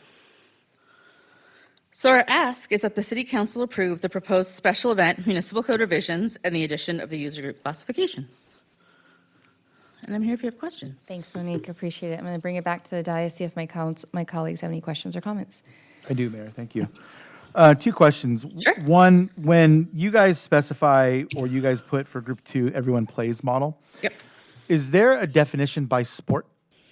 No, what it's everyone not by plays? sport. It is a group that has to have bylaws, and in the bylaws, it has to state that players get to walk on, not be based on a skill level, and play a majority of the time. So we do request bylaws from all these organizations. Okay. So there's no specific language on what that means. For instance, Junior All-American, it's 10 plays, right? And there's hundreds of plays that are going throughout a game. It's not a majority, right? So I'm curious if we're going to specify what that is and not just leave it up to them to determine what everyone plays is. We do check, and we do work with them on it. Like I said, it's in the bylaws, and it has to be voted on and signed. When it comes to Group 3, that's where the competitive play comes in. So if there is a tryout, that is where they would go into. We work with them. There are violations as well if they do not qualify or do not hold to that, but we do not go by every single sport. So then are we getting after our, weekly, or how are we getting confirmation that everybody's getting a chance to play? We do not ask the teams specifically to give us an answer on that. We do work with them during the allocation time. There is a window where they have to apply, turn in their paperwork and the bylaws it's twice a year. And that's when we verify the language is in there, and that is what we do. Okay. Mr. Ellis, this is something that actually is kind of near and dear to me. So I'm kind of unsatisfied with the lack of clarity around everyone plays. That's just kind of saying, it seems, I'm paraphrasing here, but it seems like we trust them that they're going to have kids play. I know that when I've coached, Jeff, you actually have to have someone that's counting plays, and then they turn that in at the end of the game to verify that everybody got in their 10 plays, or whatever it is for baseball, soccer, whatever it is. Maybe it's minutes or something along those lines. So I'm not so enthusiastic about the fact that there isn't clarity around that particular topic of what exactly is everyone plays. There are kids that, they play the minimum, and everybody's kind of okay with that. But there are times when, and I'm sure council member Speak will know, that you get heated in a game and you're not pulling kids out because it's close and you're going to take the penalty or whatever it is because you didn't get all of the kids in. So that's something that I'm less than happy about, is that we don't have clarity around what everyone plays is. The second question that I have is, if you can go back 2 slides. Absolutely. This one?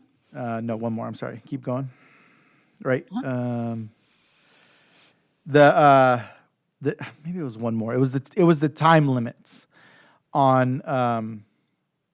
No, there was the next one. Go back one more. There we go. No. The other way. Right here. Okay. Oh yeah. So where it says, I'm trying to remember what my own notes were. When we're talking about suggested changes, and you have to say you have to file an application with PD, is there any type of guaranteed time limit that we have to get that application approved or denied or whatever? And is that stated in here? So the amplified sound is the permit for PD. There is an overall turnaround time in the administrative policy that the city staff has to get a completed permit once the applicant gets all required paperwork. So once we receive everything and we do give them a checklist, then it's a 2-week turnaround that we promise and guarantee. So if somebody wants to have an event, they need to come in, they can't come in the week of, or it needs to be at minimum 2 weeks, preferably longer, just in case they got to cure anything. But For special events, we are requiring a month at least to multiple months in advance, depending upon the size of the event. Gotcha. Because also there could be walkthroughs that are required, and the more complicated the event, the more walkthroughs could be required, and the more conditions would be on the permit. Gotcha. So the very beginning, and all of that is going to be published, I'm sure. Like, hey, if you want to have an event in October, you need to come talk to us in June, type of thing, or start the process in June, type of thing. In the admin policy, it lists how many days in advance. On the special event application we've created, it also has those timelines listed specifically as well by event size. Gotcha. Okay. Mr. Ellis, I don't know if I need to make an alternate motion, but for me, the everyone plays is kind of a big deal because I've seen what it does when kids don't get their playing time. So if I need to make if you could let me know, if I need to make an alternate motion that we define that a little bit more, Yes, that would be appropriate if that's what you want the So council to do. I'll wait till all my colleagues have all their questions and anything from the public, and then I'm happy to make an alternate motion. Thank you, Councilmember. Councilmember Richens? I just have a couple questions. For franchise tax board verification, you're checking that they are a 501c3 and that they've paid their taxes, right? Is there, Yes.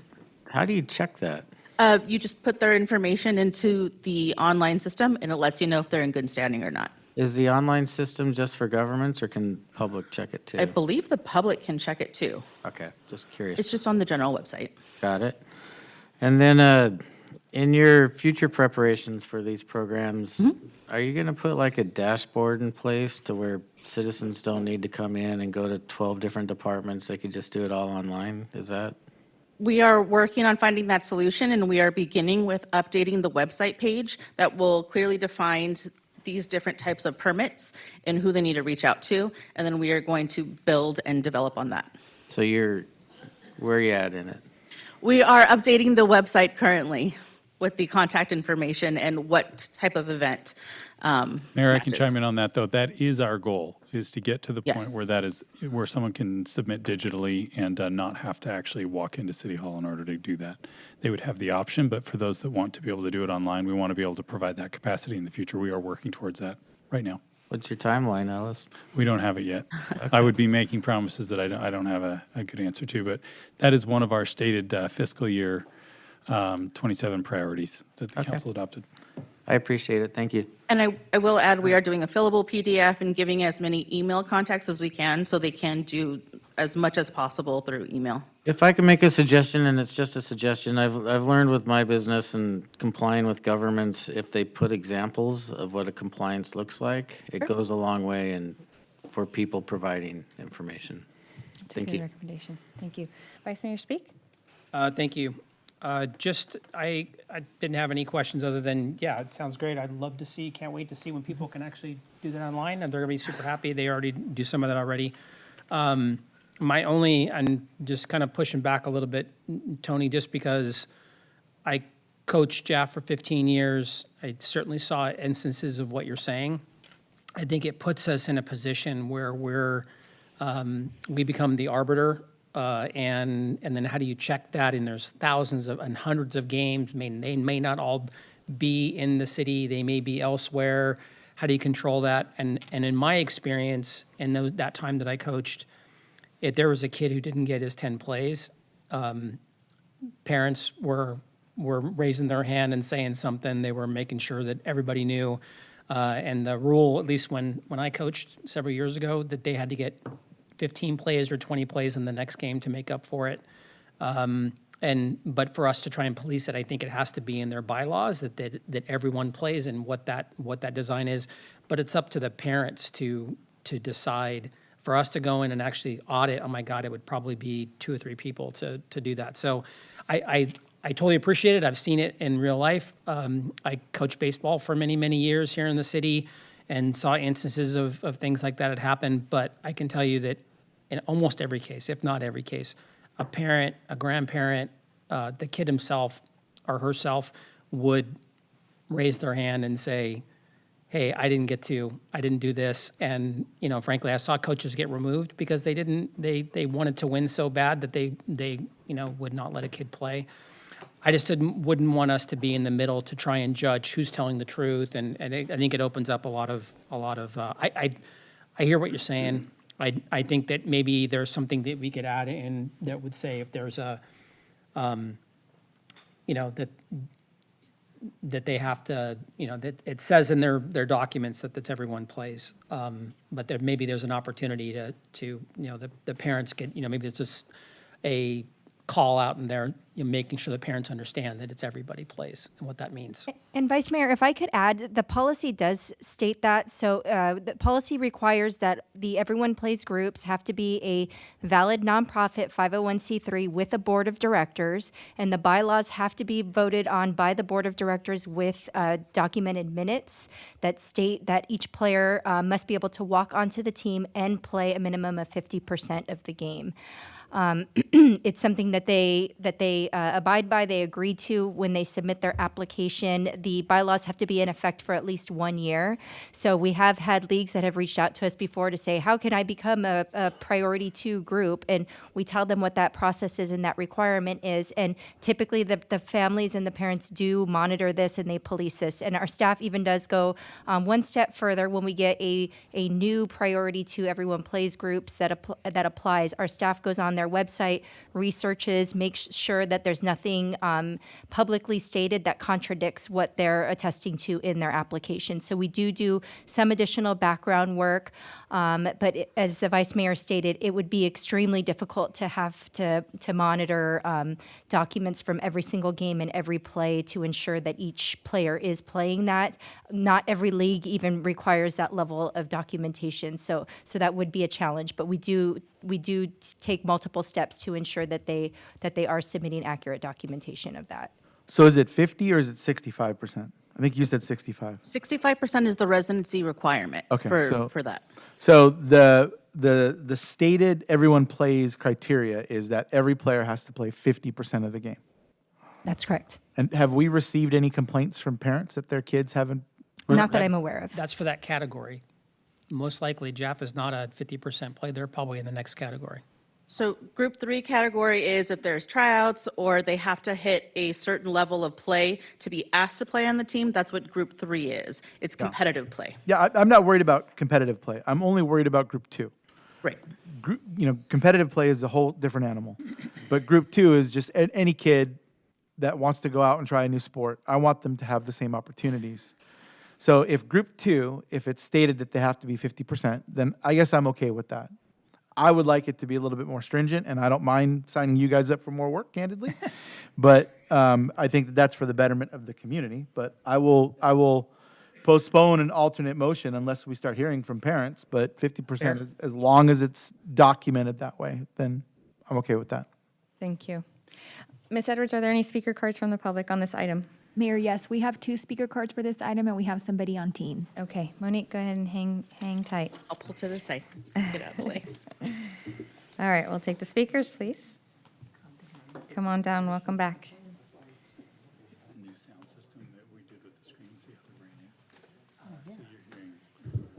Rory Connell, District 5. I apologize if I missed the part. I saw on page 3 there was a private event, and then the fee schedule was $1,500 for the private event. I'm just curious as to what scale or capacity constitutes a private event where I'm going to need to pull a permit, right? If I have a big Christmas party at my house, am I going to need to pull a $1,500 permit? It's not clearly defined, and that leaves it open to a lot of opinion. Working in the event world, when things are left unknown, they're often not done, and then it often turns into enforcement, and that turns into a bitter taste in the end user's mouth with the government. So just clearly defining that, I think, is helpful, and $1,500 for a private event seems a little excessive, but I don't know what's at scale. I don't know of many event spaces that we have that would have a high event space cost that are private, but if I have a banquet hall, am I going to have to pull a $1,500 permit every time? If I go over 200 people or keep it under 200 people, that's not defined. And I don't know if you guys have the answer, but I think that defining that clearly for residents and businesses is a good step in not making people hate the government. So, Mayor, if I may, on page 3, private rental is indoor-outdoor city facility. No, number 2 on there, though. Yeah, that's what I'm saying. Private rental is a city facility. Oh, I thought it said private property. It doesn't say private property. It says private rental for an indoor-outdoor city facility. Perfect, cool. So your home, if you're going to have a whole bunch of people there, you're okay. Cool, thanks, Steve.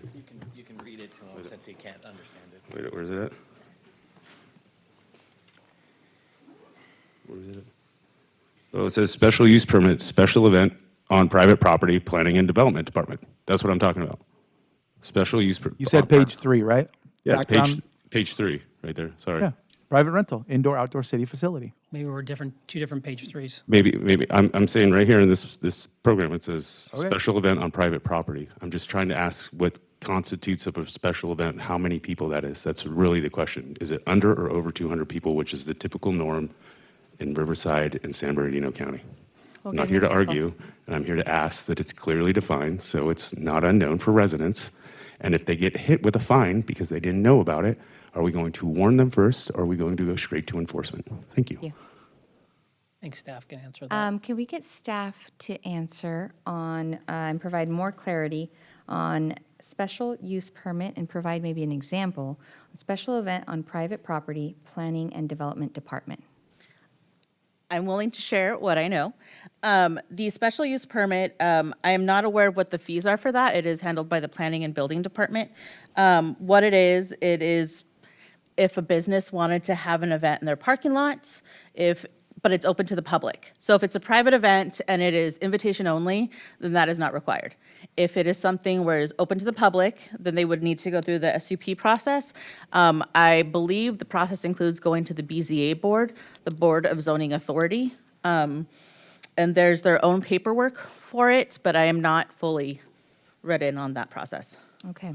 Maybe it would be useful to put in some examples, kind of how Councilmember Richens was saying, if we provide examples on what a form looks like, maybe we can provide an example, list out what possible events could look like, and just say it's not a exhaustive list, but this is what this category could look like. Like, for instance, a business having a public event in the parking lot of their business. Okay, thank you very much. We have a second speaker. Come on up. Welcome back. Good evening, Joe Morgan, 2063 Wren. I'm really not understanding how there could be confusion about the fact that you're requiring a permit for an event on private property. It says it right on the page right there. So on June 8th, I believe it was, we hosted a comedy show at our house, a fundraiser for a local charity that gathers up clothes, and I think we charged, I think it charged $10, $15 or something, you know, as a fundraiser for the thing. I think they raised $600-700, which, you know, so they gather clothes and houseware goods and all that kind of stuff. I didn't really think about it. I asked about it later, like, oh, hey, you know, hey, we did this thing. Oh, did you get a special use permit? No. Yeah, well, if you charge admission, you have to get one. Period. That's what I was told afterwards. If you guys want to come after me for it, you can go for it. I would love that. I would love it. Pretty much would be a guaranteed lock for all kinds of publicity, but please do it. You can start to understand why people don't want to deal with the city. You start to understand how that goes. We're going to have another one. It's going to be a donation thing, so we just won't charge admission. But I think we had 60 people on the front yard. It was phenomenal. It was a phenomenal event. Had a bunch of people from the neighborhood there. But you start to see why people don't do things in Corona. You start to see why we don't have the cultural events. You start to see why we don't have businesses here. You start to see why it's so difficult. You can't even get a straight answer about whether it applies to private property when it says private property in the presentation that was presented. It says events on private property. We can't get a straight answer here from the people that are making the laws and making the ordinances. If you can't get a straight answer here, when the hell can you get a straight answer? Thank you very much. Thank you. Mr. Ellis, can we get a report back from staff? I want a little more clarity on examples of what these different categories are and who they would apply to and who they wouldn't apply to. Sure, yeah, we'd be happy to.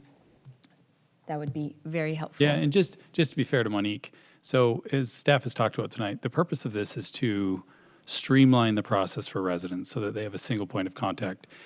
In doing so, it doesn't mean that Monique is the subject matter expert at every department that this would be referred to. And so in this case, this goes to planning and development. So it's not her department, so it's not something that she would be expected to have that answer for tonight. But we're happy to bring some examples back as well. That would be helpful in, you know, tapping in with planning and development. What I really appreciate in this policy is establishing that streamline, connecting the dots, because it's true that there's different events require different type of expertise to look into, and so it's a partnership across the city, but in different teams are managing them. So trying to provide one entry point for the residents, so it's not this piecemeal, and getting all departments to say and use the same terminology and the same definitions and the same descriptions. So we appreciate it. We look forward to, maybe we can continue this? You can if you like. Okay, let's continue this and bring back a little more clarity on those definitions so we can check in with the other teams. Okay. Mayor, we still have a resident on Teams. Oh, yes, we do. All right. The speaker on Teams, hopefully I don't echo like last time. You're on live.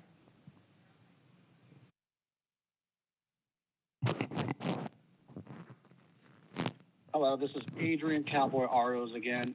I want to first start off by saying I humbly thank Councilmember Richens, Councilmember Girardio for the questions they are asking, specifically with the Everyone Plays policy.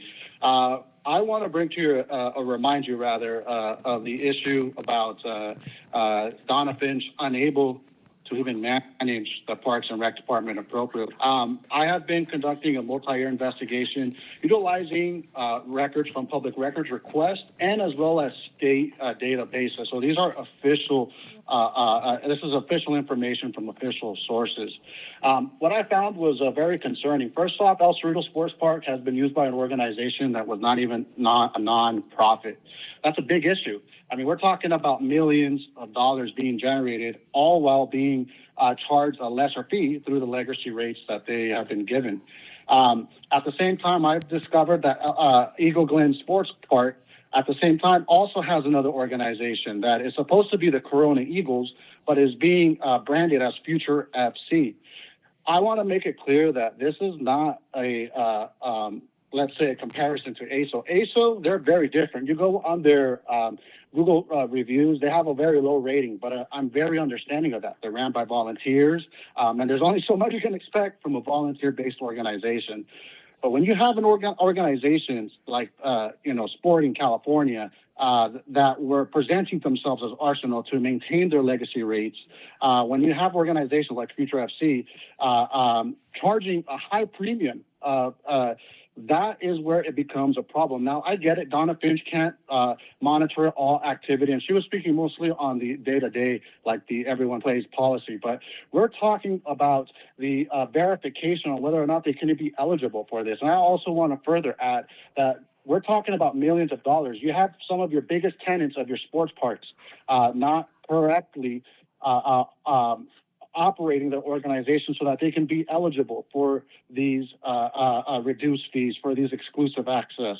So that is highly concerning. Now, I respect whatever you do for your city, but the problem is that you've extended these issues to the El Cerrito Sports Park. El Cerrito Sports Park belongs to the people of El Cerrito. You guys may have been using it for many years, but that's a park that belongs to the El Cerrito community. That 65% resident requirement, as I stated, keeps out the children of El Cerrito.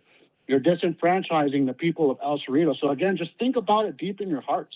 Is this something that you want to do? You want to enrich certain people in your community, all at the cost of the people of El Cerrito? That's all I have to say. Adrian Cowboy Aros, thank you very much. Thank you. All right. With that, then it closes out public comments and questions. Do we need a motion for continuance, Ms. Raymond? Or do you just get a majority for that? Just a majority is fine. This isn't a public hearing item, so I don't need to worry about that. Majority for, okay. You've got your majority. you. Thank you. Item 10, legislative matters. There are none. We're going to move to item 11, reports from boards and commissions. Library Board and Trustees, there is none. Planning and Housing, there's none. Parks and Recreation, there's none. 11.4, Historic Preservation Board. 11.4A, review and approval of proposed alterations to Historic District HD-005 City Park, a historic district listed on the Corona Register of the Historic Resources as part of the City Park Revitalization Project located at 930 East 6th Street. Ms. Edders, are there any speaker cards from the public? Mayor, yes, we have 3 speaker cards for this item. Okay, come on up.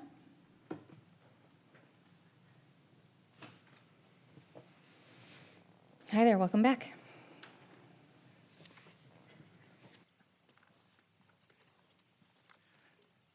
So, Joe Morgan, 2063 Wren. So I watched this meeting, and I watched the manipulation and the bullying of Mr. Nguyen. So I've seen other cases, most notably Mr. Richens got the brushback pitch from an applicant because he expressed a right of just prior to the thing being heard by the council, says, no, I don't like this, it's a good idea. He spoke up, good for you, and then had to recuse himself because he said, on this item, I'm a no. This is a bad idea, we shouldn't be doing this. That was nothing like what Mr. Nguyen said.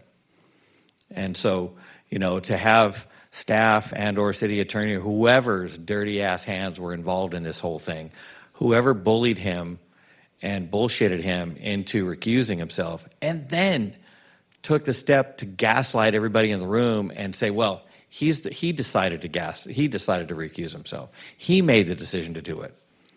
So you take him in the back, beat the hell out of him, bullshit him about what the rules really are, and then go up front and go, yeah, he decided to confess.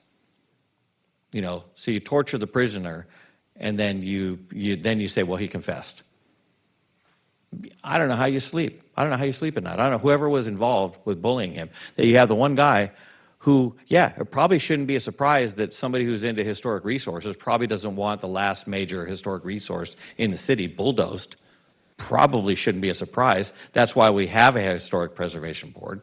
And the fact that he would have the temerity to stand up and say, yeah, we probably should be real careful about doing this because it's one of the last old resources in the city. But the fact that somebody could bully him into it and then turn around and say that he decided to do it. What are you afraid of? I've said this millions of times. If you're proud of what you're doing, why shouldn't you want to have the argument? The fact is you're not proud of what you're doing. You're not proud of how it's working. You're so thirsty to put your name on something, you'll do anything. It's no different than McKinley. It's no different than downtown. You just want to do something. You want to move fast, break things, I think is the motto, right? And you'll push anybody out of the way, and you'll break any rule or break any ethical consideration. Thank you very much. Okay, next speaker. Welcome back. Rory Connell, District 5. I got to say, of all the things that I've seen over the years in this council chamber, the destruction of our only historic park in Corona is the most disappointing thing I've seen. This is not a revitalization. This is a complete rebuild. And the fact that we're going to pull a few artifacts and keep them and call it historic still is garbage.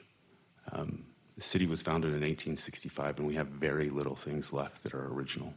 Very few things. And of all the places that we have to build things, like Santana Park, we're going to put a 65,000 square foot building that I can only use the lobby and the game room for free. The game room, because kids are playing board games these days, not the VR room, unlike the innovation lab at the library, the game room. And then we're going to put a Choose Fitness Wannabe in there, and we all see how well the city does maintaining their parks. And we'll see how long that lasts. But this is going to be a giant tax drain on the community, and it is really sad and really disrespectful, especially for those of you that grew up here, that's what you feel needs to be done. And to know that it's just a money grab between everyone, the different departments and the different agendas within the city, and that you guys are going to strap generational debt on my family, my child, just so you can get your way so somebody else can't spend the money on what they want. That's sad. It's disrespectful. You should not be proud of yourselves for this. And Wes, even though I am running against you, I respect your position on this because I do believe that you care about the history of the city.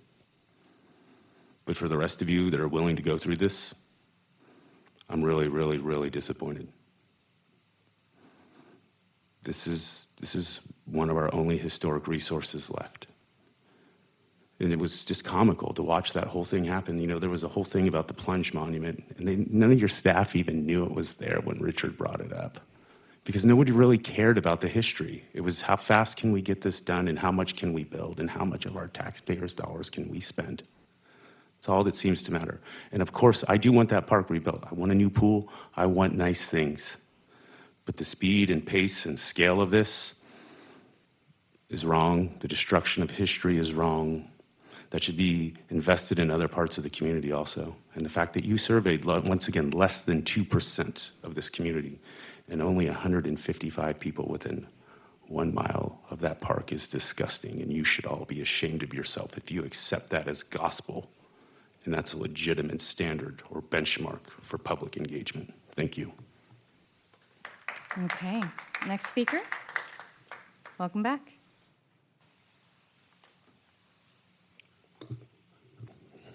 So I'm going to try to keep my comments down to just talking about the historic part of this and the meeting that we had with the historic committee. I still don't see anything really laid out as well as far as specifying the exact markers that are going to be put in the park. And I'm concerned about that because there is no specificity on that part of it. And my concern is that there were definitely promises by staff to the remaining 3 committee members that voted to pass this last week.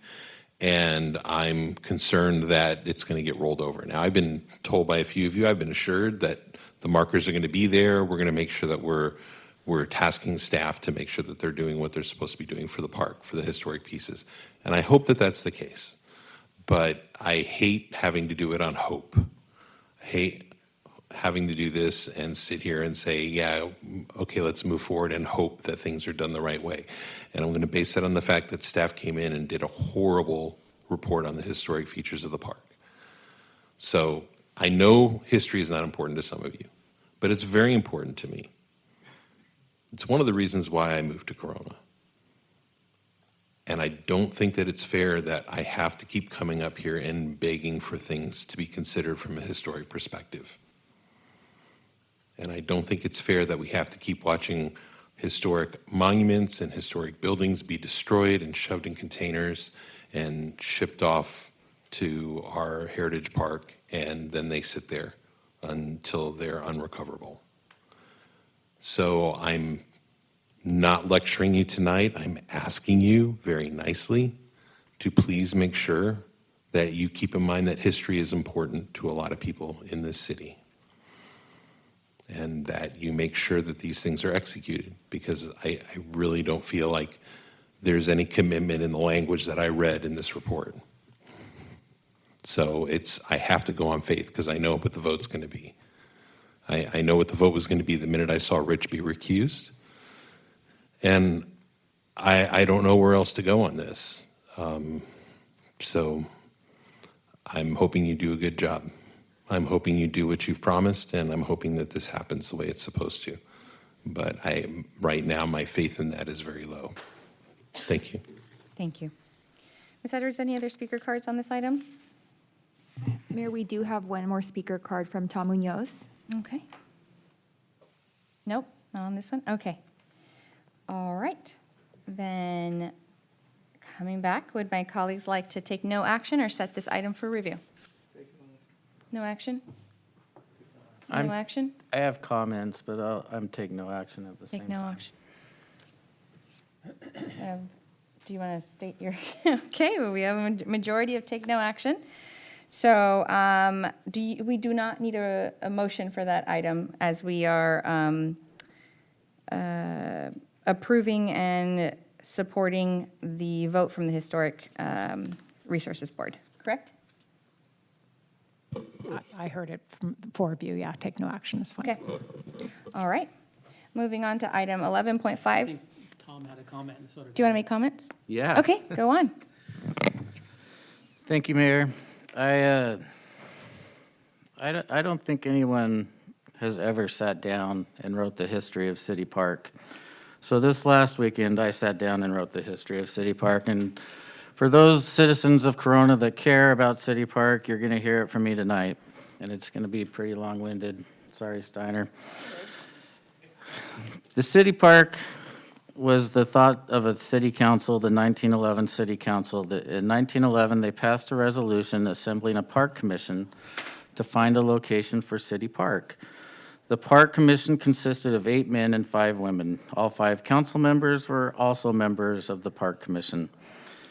At the time, City Park was controversial. It took a long time for the commission to agree on locations. They scouted.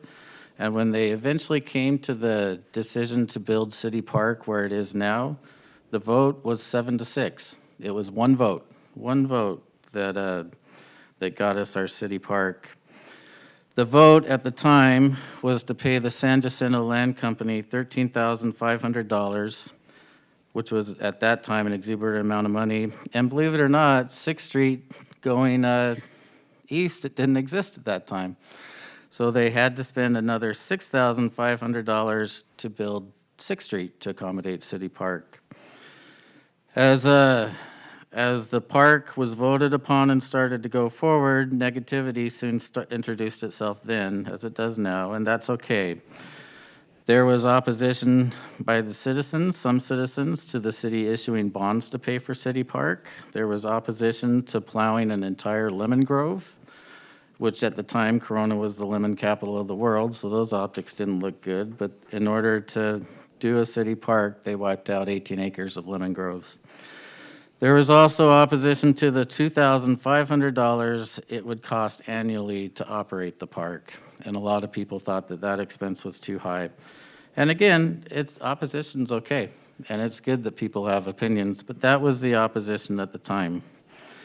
To offset costs of a very inexpensive city park back then, the city council passed an ordinance that allowed out-of-town people to pay to camp at City Park. So they would show up to City Park, they would pay a fee, and then they would camp. The tree warden would provide free firewood to the campers. For the record, the citizens at the time supported this because they thought it was a genius fundraising, and it did help to pay for City Park, and it also helped pay for additional features at City Park.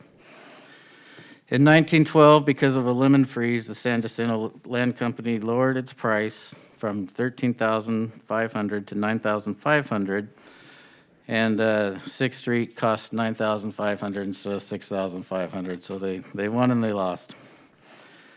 Late 1912, the city selected Peter M. Rasmussen, a landscape architect, to design and build City Park. His blueprints consisted of one page that was presented to the city council, and they gave him a $3,600 contract to build and construct City Park. It took 2 years to build City Park, as simple as it was back then, and in the meantime, the landscape architect from Riverside, not Corona, get that correct, Munoz, he went bankrupt, so he screwed us on City Park. But when it was finished, there was driveways, walkways, a band shell, 2 tennis courts, a wading pool. The swimming pool didn't get built, and the baseball diamond that everybody wanted got put on hold. To build City Park, it was an all-in citizens' effort as well. The Chamber of Commerce donated the playground equipment. An original firefighter, Pearl Glass, donated his time to install it for free. When it came time for the baseball diamond, the Corona Boosters Club, which is kind of like Boosters for Athletics now, they decided to raise money to pay for the baseball diamond by challenging the Corona Fire Department to the first baseball game at City Park. You know who won it? The firefighters, as buff and strong as they were, they lost. So, and then the boosters really stuck it to them and said, we'll never give you a rematch. Now, I want everybody here to realize how special the City Park is, and I know that I'm going on for a long time, but this is how important it is. It is mentioned over 3,334 times in the Corona newspapers over the span of 110 years of everything that went on at City Park, anything of significance. I'm not going to read all 30,000, but I'm going to bore you with some of them. So here we go. 1918, as World War I was breaking out, Mr. Scoville suggested that they plow City Park and plant beans to support the World War I effort. 1918, July 4th celebration was held at City Park. 1918, outdoor fireplaces and stoves built at City Park. We should have done that with the new one. 1919, the people wanted a water fountain. They extended 900 lineal feet so the citizens could have one water fountain in City Park. 1919, the Methodist Church held a wiener roast. 1919, wild hogs showed up at City Park and ate the grass. We've done that one. 1920, with great ceremony, and I mean everybody in the town showed up, a captured World War I cannon was placed at City Park, and people loved it. 1920. Now, I'm saying all this because I want you to realize just how valuable and how used City Park was. And to me, that is the history. 1920, Chamber of Commerce meets at City Park. 1920, teachers meet at City Park. 1920, without the approval of the City Council, the Women's Improvement Club decided to rename City Park. They held a vote, and thankfully it was voted that they name it City Park. I was for number 4th place, which was Idle Hour Park. So, 1921, the citizens started calling for a municipal plunge.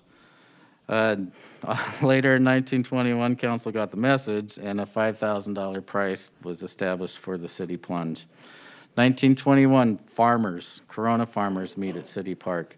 1924, the Corona Valley Poultry Association, you know those dudes are out of business. They brought their chickens to City Park, so cluckers. 1924, Corona City Council passed an ordinance of no more business signs allowed in City Park. We've done that one. History does repeat itself. 1925, Municipal Plunge was designed by Corona's first architect, Leo Croonan, and it opened. 1925, the first Corona Band concert played at City Park. Up till then, Corona Band hadn't played there. 1925, and I don't know why they didn't do this, an ordinance was passed by City Council calling for a zoo at City Park. And they specifically mentioned that porcupines and coyotes were to be the first 2 animals there. So we blew it on that one. 1926, Southern California Goat Breeders Association met at City Park, and they brought their goats. That would be interesting, but I guess we had goats back then, Chief. 1928, they had a community sing at City Park. Citizens showed up to sing. 1933, Girls Campfire held at City Park. 1935, the city had a watermelon feast at City Park. I strongly recommend we do that again. 1935, a croquet tournament citywide was played at City Park, which if we do that again, I will be challenging D'Addario. And I'm not getting another tattoo. 1936, they started having auditions and plays at City Park. 1942, Brownies and Girl Scouts started meeting at City Park. 1943, the Jesse Smith Orchestra showed up to play at City Park. 1945, this seems to be a trend after wars. 1945, after July 4th celebration held at City Park.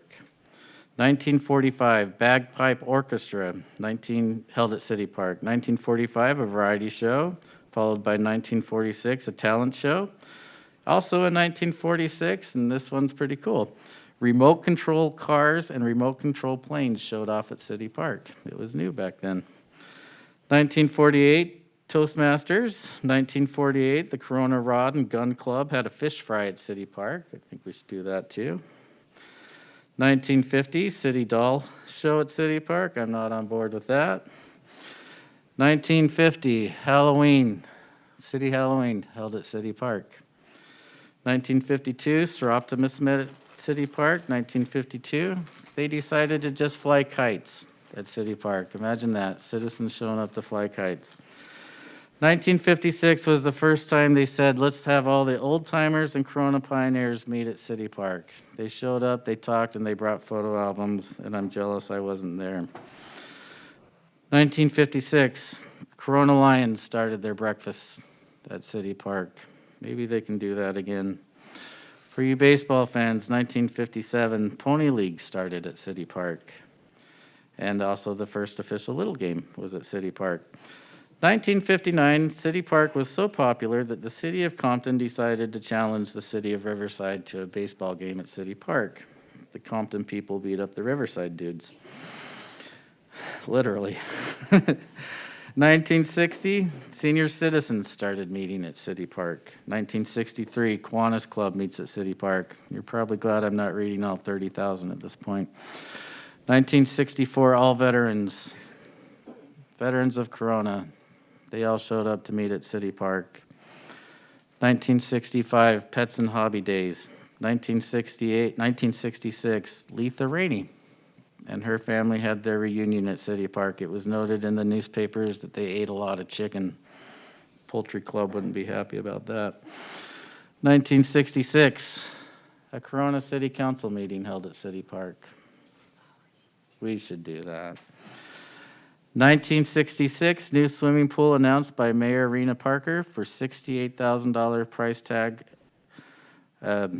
proposed at City Park. When people complained, she said, "You're right, it is too expensive, so let's up it more to $75,000. She was smart. 1967, the Professional Women's Club had sunbonnets and tea at City Park. I don't get that.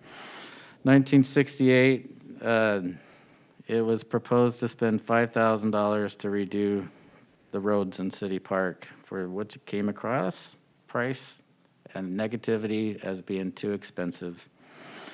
1968, PTA met at City Park. 1968, Corona Art Association had an art show at City Park, right? 1968, Rena Parker and her council delivered on a new swimming pool with an increased budget of $75,000. 1976, sprinklers were installed at City Park. 1977, when nudists showed up at City Park, they turned the sprinklers on them.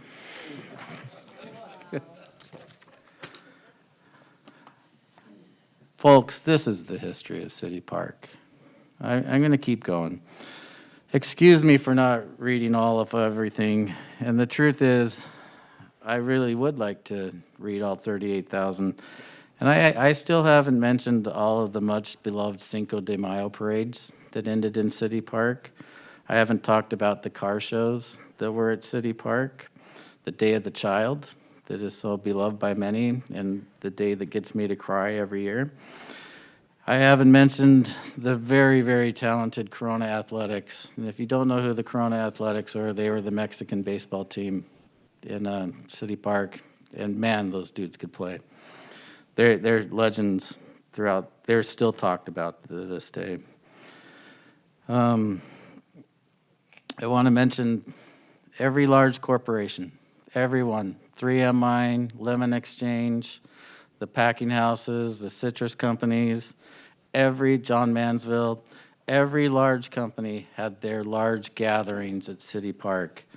And in fact, it became so popular that in 1973, they convinced the city council to authorize the money to build long covered structures with picnic tables below them for these large meetings to be held.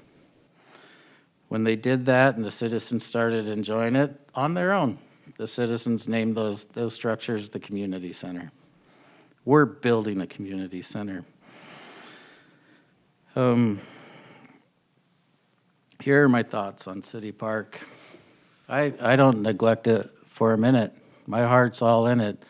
I've watched this thing go through design. I've watched the surveys. I've watched people talk. I've watched community give opinion on it. I've watched city workers and architects and council members and citizens step up, and they need this city park. To not build this city park would be to shame the people that once lived in our community in the days of old and enjoyed City Park. It was one vote back then that got us City Park. It's more votes today that are going to revitalize it. But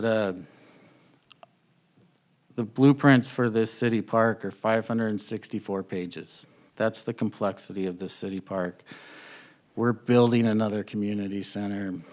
We're building 2 swimming pools, 2 water slides, a lazy river, a splash pad, a park, walking trails, a banquet center where large corporations can bring their Corona employees once again to assemble. Hopefully we'll have a fish fry. I don't know. And hopefully we'll keep the boars out. I hope so. But this city park is everything. How can you abandon it? How can you do it? What would you do with it? The fact that it's gone into disrepair saddens me. The fact that we're going to revitalize it excites me, and that's where I'm at. I am 100% in on this city park, and I hope, as you've learned through the history tonight, that's the history of City Park. None of this was talked about in the Historic Commission meeting, and quite frankly, I don't care. I gave you the history of City Park. I gave you what's the love of City Park. Every citizen since 1912 except for the Corona firefighters because they can't play baseball, has loved City Park. It's time for our citizens to once again love City Park. Thank you, Mayor. Thank you. Thank you. Councilmember Daddario, you want to Thanks, follow Mayor. that? Yeah, not really, but I'm gonna be the buzzkill here because I'm gonna give the facts that, are gonna get in the way of a good story, apparently. 2023 is when we started to do this survey. I just did the math. Thankfully, I didn't have to take my shoes off. We sent out 15,612 surveys. That goes from 1 mile to 3 miles. Of those 15,000 surveys that we received back was 1,030. So 15,000 households had the ability to weigh in on the city park. And these are email addresses that I was told that came to us from the utility department. So you give us your email address for your water bill or whatever. Those are the email addresses that we were using. Then there was door knocks that went on in the neighborhoods around the park. There was plenty of opportunity for everybody to give us their opinion on the park. Plenty of opportunity. And we've been talking about this. This survey was in March of 2023. We've been talking about this for 3.5 years. Nothing is going fast. In fact, this is not going fast enough, if you ask me. But there's been a lot of thought and a lot of planning that have gone into this. The top 3 items that were unanimous on all 3 distances. Number 1 was walking trails. Number 2 is playgrounds. Number 3 is picnic shelters or pavilions. All 3 distances, those were 1, 2, and 3. And then it gets a little bit muddy down the line as far as people wanting different things. But aquatic center was right in the middle of the pack, like 10 or 11. And we obviously have a great need for an aquatic center. But this is not rushed. This is done thoughtfully. This is done intentionally. I've heard a lot of people talk to me about, we used to have all these events at the Armory, and you guys tore down the Armory. Armory was full of toxic chemicals that nobody could actually go in there and participate in any of those events that people, hold fondly. And doing a little bit of research, that's our federal government's MO. Well, we're done with that building. We don't want to pay to maintain it, so we'll just give it to the local municipality. Well, unfortunately, the building had to go. The good news is we are building purpose-built. There's not going to be any retreads going on here. It's not going to be a fire station that's now a senior center. It's not going to be an old Fender museum that's now a community center. It's going to be purpose-built community centers. And that, to me, is probably one of the best things about all of this. The second big, misconception out there is the field. The field actually gets bigger than the field that is currently there. Not by a whole lot, but it actually gets bigger. There's more field space. And people keep saying, well, there needs to be sports fields. Not every field needs to be a sports field. As somebody that put on cleats for multiple different sports for decades, cleats destroy fields. And just because it's a patch of grass doesn't mean that I want to allow a bunch of kids, and I don't hate kids, but I don't want a bunch of kids in cleats tearing up those fields. Go look at, is it Citrus? Where's the Citrus where the Corona Chargers play? We have to close those fields for months in order to repair them. What would happen if those fields, the field at City Park got destroyed and we couldn't open it up for months to have events? When you're a hammer, everything looks like a nail, right? Isn't that the saying? Just because there's a big patch of grass doesn't mean that we have to open it up for rent. I want people to spontaneously play. I want people to have events there. I do not want people to be able to rent that for their leagues, for their sports leagues, for football, soccer. Nope, don't want it. I want that to be for the community. Somebody had talked about earlier about, what about the people right around the park? Well, within a mile, we sent out 2,363 surveys. 150 got back to us. And while those people are going to benefit because of proximity, it's not just their park. It's everybody's park. So while they will benefit by proximity, I'm not just taking their word. We had over 1,000 people respond. There was plenty of opportunity for everybody to weigh in on it. I'm 100% confident that we nailed the survey. and I have zero doubts about it. Thank you. Thank you, Councilmember. Vice Mayor, you have comments? Yes, thank you. I'm not going to pontificate on the need or the desire or the things for the park. You guys have all covered that, and you know how I feel. So I'm not going to go into that part. I am going to make some comments about the documents that were produced for this project, and frankly, they were crap. The fact that the Cultural Resources Report couldn't find the fountain tells me they didn't do a very good job. I'm very happy that the Historic Resources Board took their time to make sure that they, put in the pieces. I'm very interested when we hear back of what those are going to be and how those are going to evolve.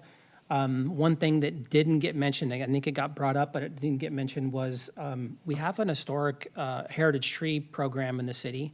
We have basically two of the oldest trees in the city that are on city property. There's two trees that are for sure from 1913 that were planted there, and they weren't mentioned at all. I mean, they were kind of mentioned. We have one that we're going to save. The other one, it sounds like we're going to save. However, there's, I'd like to see them actually be put on the heritage list because they are, frankly, heritage trees. Those two trees were given, after Mr. Rasmussen, and I'm not going to challenge any of Tom's facts. There's great. Those are really good bread and butter things that happen in every park, just like the consultant said. Those are things that happen. However, there's a lot of really unique things that happen in City Park that didn't happen other places. And I'm not going to spend the time to go through the 3,000 items that I have either to talk about those, and I think anybody wants to hear them.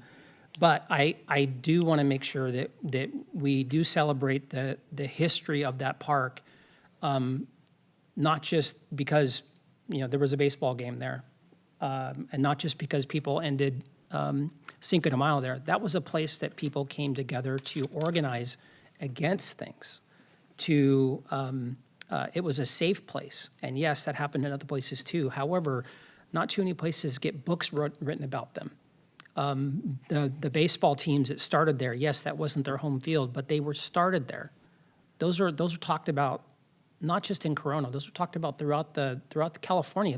They're cited in many books. So I'm happy that that's going to get listed. I'm happy that that got put in there, and I'm, like I said, happy that we're going to be finding a way to celebrate those things. I'm very unhappy with the consultant's report. I realize that we are not voting on that report today. That's a that you chose to take no action, which I'm not disputing. But I'm happy with the changes that the Historic Board put forward. My other concerns, you guys have heard them, and no doubt when we get a little closer, you'll hear at least another version of them. But I wanted to make sure that we didn't go without celebrating the things that happened there, the good and the bad. The plunge marker, I'm very surprised that wasn't included as something that would be saved. I think the assumption that you had a plaque that was for something that was really historic actually was the second place that was ever desegregated under that new law. And frankly, there isn't a lot of evidence that the woman that desegregated the plunge even knew that law existed. So I'm happy that that's getting done. So I appreciate the extra effort. I'm looking forward to how this evolves, and I'll just leave it at that point. Thank you. Thank you, Vice Mayor. I appreciate everyone's comments. Councilmember Richens, I think that was probably your best history lesson yet. I really appreciate it. And Councilmember Daddario, I really appreciate you debunking. I feel like we debunk and then just come back to debunking. But really what's most disappointing is like the moving goalposts, the changes. If you can't stop it in the beginning, well, then you can say it's too expensive, or it should be spent in some other place, or it should be da-da-da-da. And it's progressed. It's a kind of like a weaponization of procedure. I'm looking forward to this coming to fruition for our entire community and for all the reasons stated and that we've stated so far. I'm sure we're going to have another opportunity to talk about this. We're certainly going to have more opportunities to vote on all the outstanding items before this actually comes to groundbreaking and ribbon cutting. So more to come. But for now, There's a majority of the council who agrees to take no action and therefore support the Historic Preservation Board's recommendation. So we're going to move on to item 11.5, regional meetings. 11.5A is an update from Vice Mayor Speak on the Southern California Association of Governments Transportation Committee meeting of July 2nd. I was primarily at another presentation about LA 28, and then there's going to be some additional meetings on the new, I'm blanking on the name now. It's our new travel demand model that SCAG puts on, and I volunteered myself to be on a committee to sit on putting that together. That's our Commute SoCal 2020, I forget what it is now. But I'll have many more reports back, so joy to all of you. Awesome. Okay, we're going to go to 11.5B, update from Councilmember Daddario on the Western Riverside County Regional Conservation Authority meeting of August 3rd. Councilmember? Thank you, Mayor. It wasn't a very long meeting. It was pretty short. We had been on recess for summer. We did have two willing seller acquisitions, one in Corona down the 15 Temescal Valley area. That was about 19 acres, and one in Hemet that was about 18 acres. Both of those will go into conservation for the MSHCP. Just a quick update, Governor Newsom signed into law a budget legislation on June 29th totaling more than $350 billion. The final budget maintains approximately 60 current vacant positions at the California Department of Fish and Wildlife, which includes positions to support implementation of the MSHCP. We are dark next month. We don't go back until October. Thank you. Concludes my Okay. report. Thank you. We'll go to 11.5C, update from Councilmember Richens on the Riverside County Habitat Conservation Agency, RCHCA, meeting of July 9th. Councilmember? Thank you, Mayor. I'm about 6 years into kangaroo rats, and these lovely scientists, they try to make these meetings interesting, but really it's just kangaroo rats. But they've started coming up with what they call articles of belief, and I'm going to share one of them with you. This is what the good scientists say. They say, "We believe that through preservation of kangaroo rats, that the entire species may be saved by obedience to the laws and ordinances of the Riverside County Habitat Conservation Agency." So there you have it. They're doing good. They're doing the Lord's work still. So that's my report, Mayor. Thank you very much. All right, thank you so much. And not on the agenda, but I'll submit to the clerk.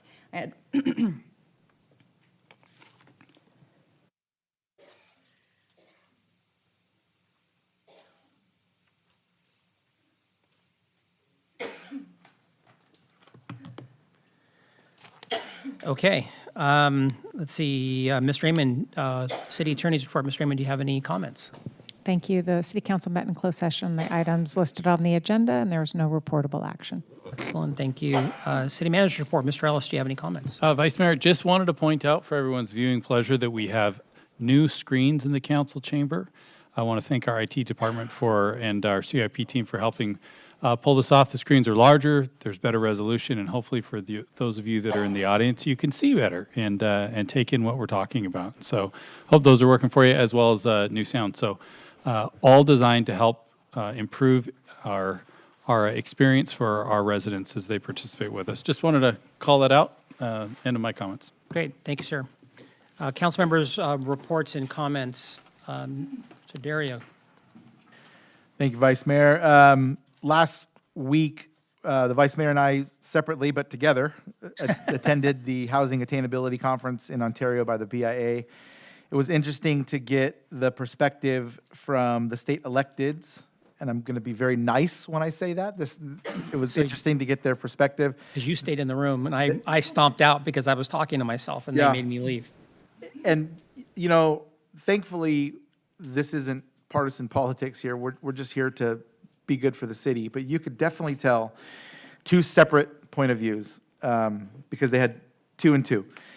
So that was really interesting. Then the builder perspective, the only thing that they could agree upon was that there are regulatory challenges. From the builder's perspective and from the state elected perspective, there's regulatory challenges. The featured speaker, one of the featured speakers, and I'm not going to mention names, but that's where I lost my professionalism and I had to leave the room, who actually said homelessness is caused by a lack of housing. And I about lost it at that point. So I had to excuse myself and go stand outside in the hallway just so I didn't throw something at him. Concerts at the park, I've been getting a ton of great feedback from just the bands, I'm sorry, not concerts at the park, concerts at the HCC, how the bands have been performing. They've been great. So good job to our team that is getting the bands. Lots of great food options. And but the dark horse for me has been the movies in the park. People have been loving that. So I'm very happy about that. Very excited that next week kids are going to be going back to school. This is a reminder for all of you parents that have forgotten how to drive in the drop-off. You are the problem in the drop-off line. The parents are the problem. I will repeat that one more time. The parents are the problem in the drop-off line, and for the love of anything holy, please put your kid in the back seat on the passenger side. Please, so that your child can get out on the right side.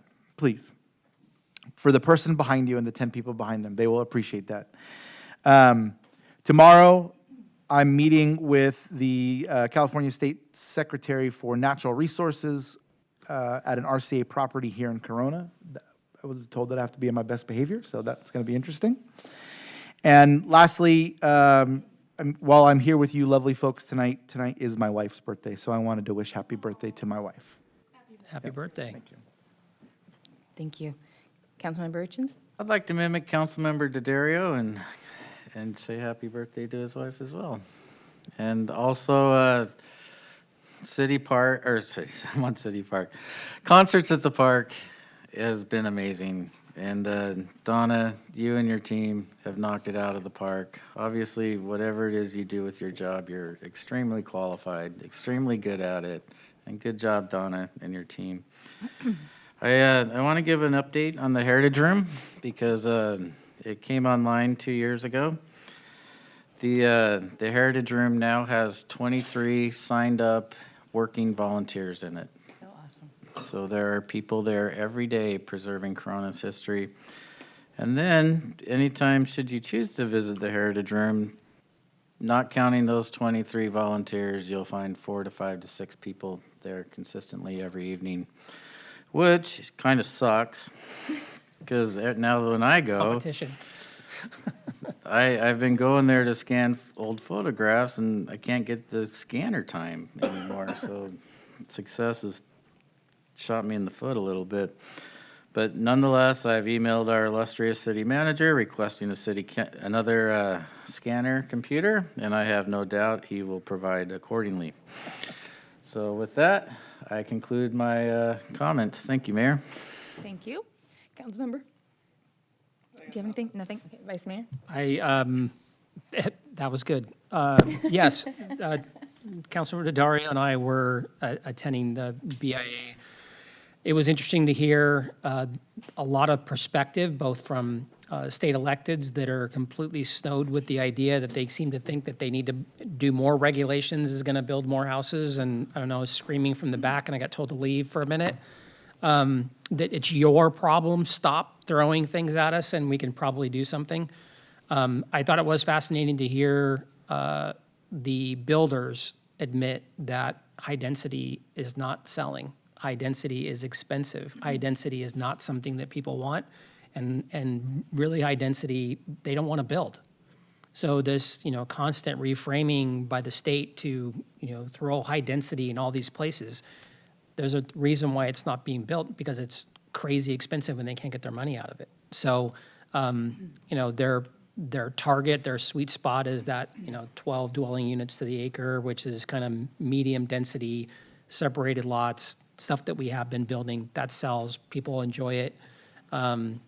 So it was just interesting to hear that. And then the overall push for the Build Affordable California, and I will say again, the Build Affordable California Act is not the Build Affordable California, it's Build Whatever You Want Act. I mean, the city will have to, as a whole, consider it, if it does pass. So I'll stop my comments there so I don't get myself in trouble and have to leave the room in the future. But it's, I guess I'm only talking about the proposition, not the law, so I'm okay. I spoke about it before. I think this is a really bad idea. I think there is an opportunity for CEQA reform, but I do think, as was kind of alluded to by a lot of the folks in the room on Friday, that it's, more regulations, in addition, that's keeping them, down. The additional costs for additional regulation is push the price of homes out of people's reach. And they really want to make things affordable. You have to work on that regulation part. So it was interesting. I know that in the long-awaited Lalo restaurant opened up at Dos Lagos. That was the Mr. Tiempo that had been kind of in limbo for a long time. The Lalo folks are local. They're really nice people. I haven't been there as if it officially opened, but I encourage folks to go down there. Lots of concerts at Dos Lagos. I've only been to one of the concerts at the park here, and the band was amazing. Watching everybody, dance, the place is packed. I didn't know how well used that little side, I don't know what we should call that grass area. We call it the side yard or something, but it was just packed with people. I raced down because Councilmember Dodaro took a picture or told me that Joe's Italian Ice was there, so I came down and got as many Italian Ices that I could hold.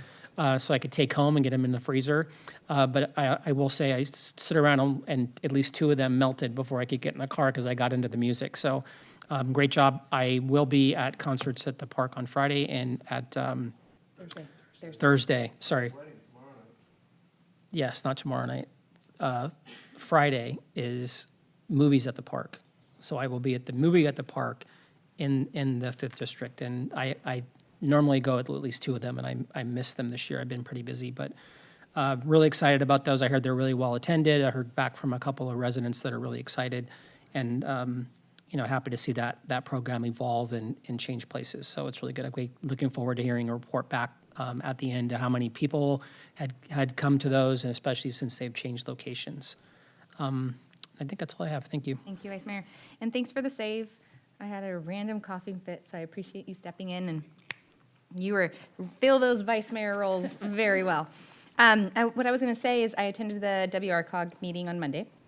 I will send the summary. We had a report, though, and it ties into what Vice Mayor is saying about the cost of building. So the WRCOG has been providing a fee comparison, and we really wanted to see a build fee comparison for San Bernardino and Riverside County across the years. And this is the third comparison that they have. And in Riverside County, we have a program called TUMF, which takes developers have to pay this fee, and those dollars get used for infrastructure. San Bernardino does not have a program like that. So all infrastructure has to be done. It's like cities are all on their own for it. And in our county, on the western side, we essentially pool all resources because we're not all working on big infrastructure projects all at once. But we do hold developers accountable, pool the money, and then as a TUMF zone, we'll vote and say, hey, Harupa Valley, you have a bridge coming on, you have a lane widening coming on. These, it's kind of, you can apply and get some TUMF dollars to help, get those projects done.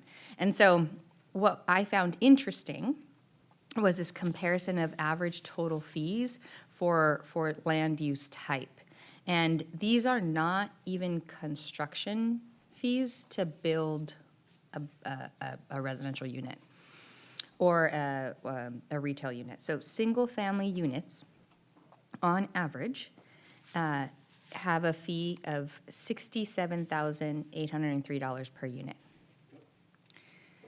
And multifamily units, so it's about 200 units, have a fee of $37,429 per unit. So as we're having this debate as an executive committee and folks are saying, we're talking and we're struggling about We're struggling about affordability. We're struggling for, increase in supplies of housing. What can we do as cities to, where does this stop and what can we do to assist? And the take home, because we don't control a lot of this, but the take home is that a lot of these fees are not fees that are brought, most of these fees are not fees that are brought on by cities. But the ones that are for new developments, considering charging by square foot rather than by unit. Because by unit essentially penalizes, the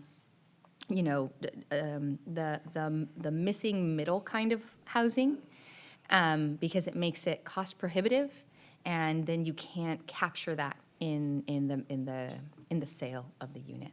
So you just end up with only just really large homes, and not everyone is interested in a 3,000 square foot home.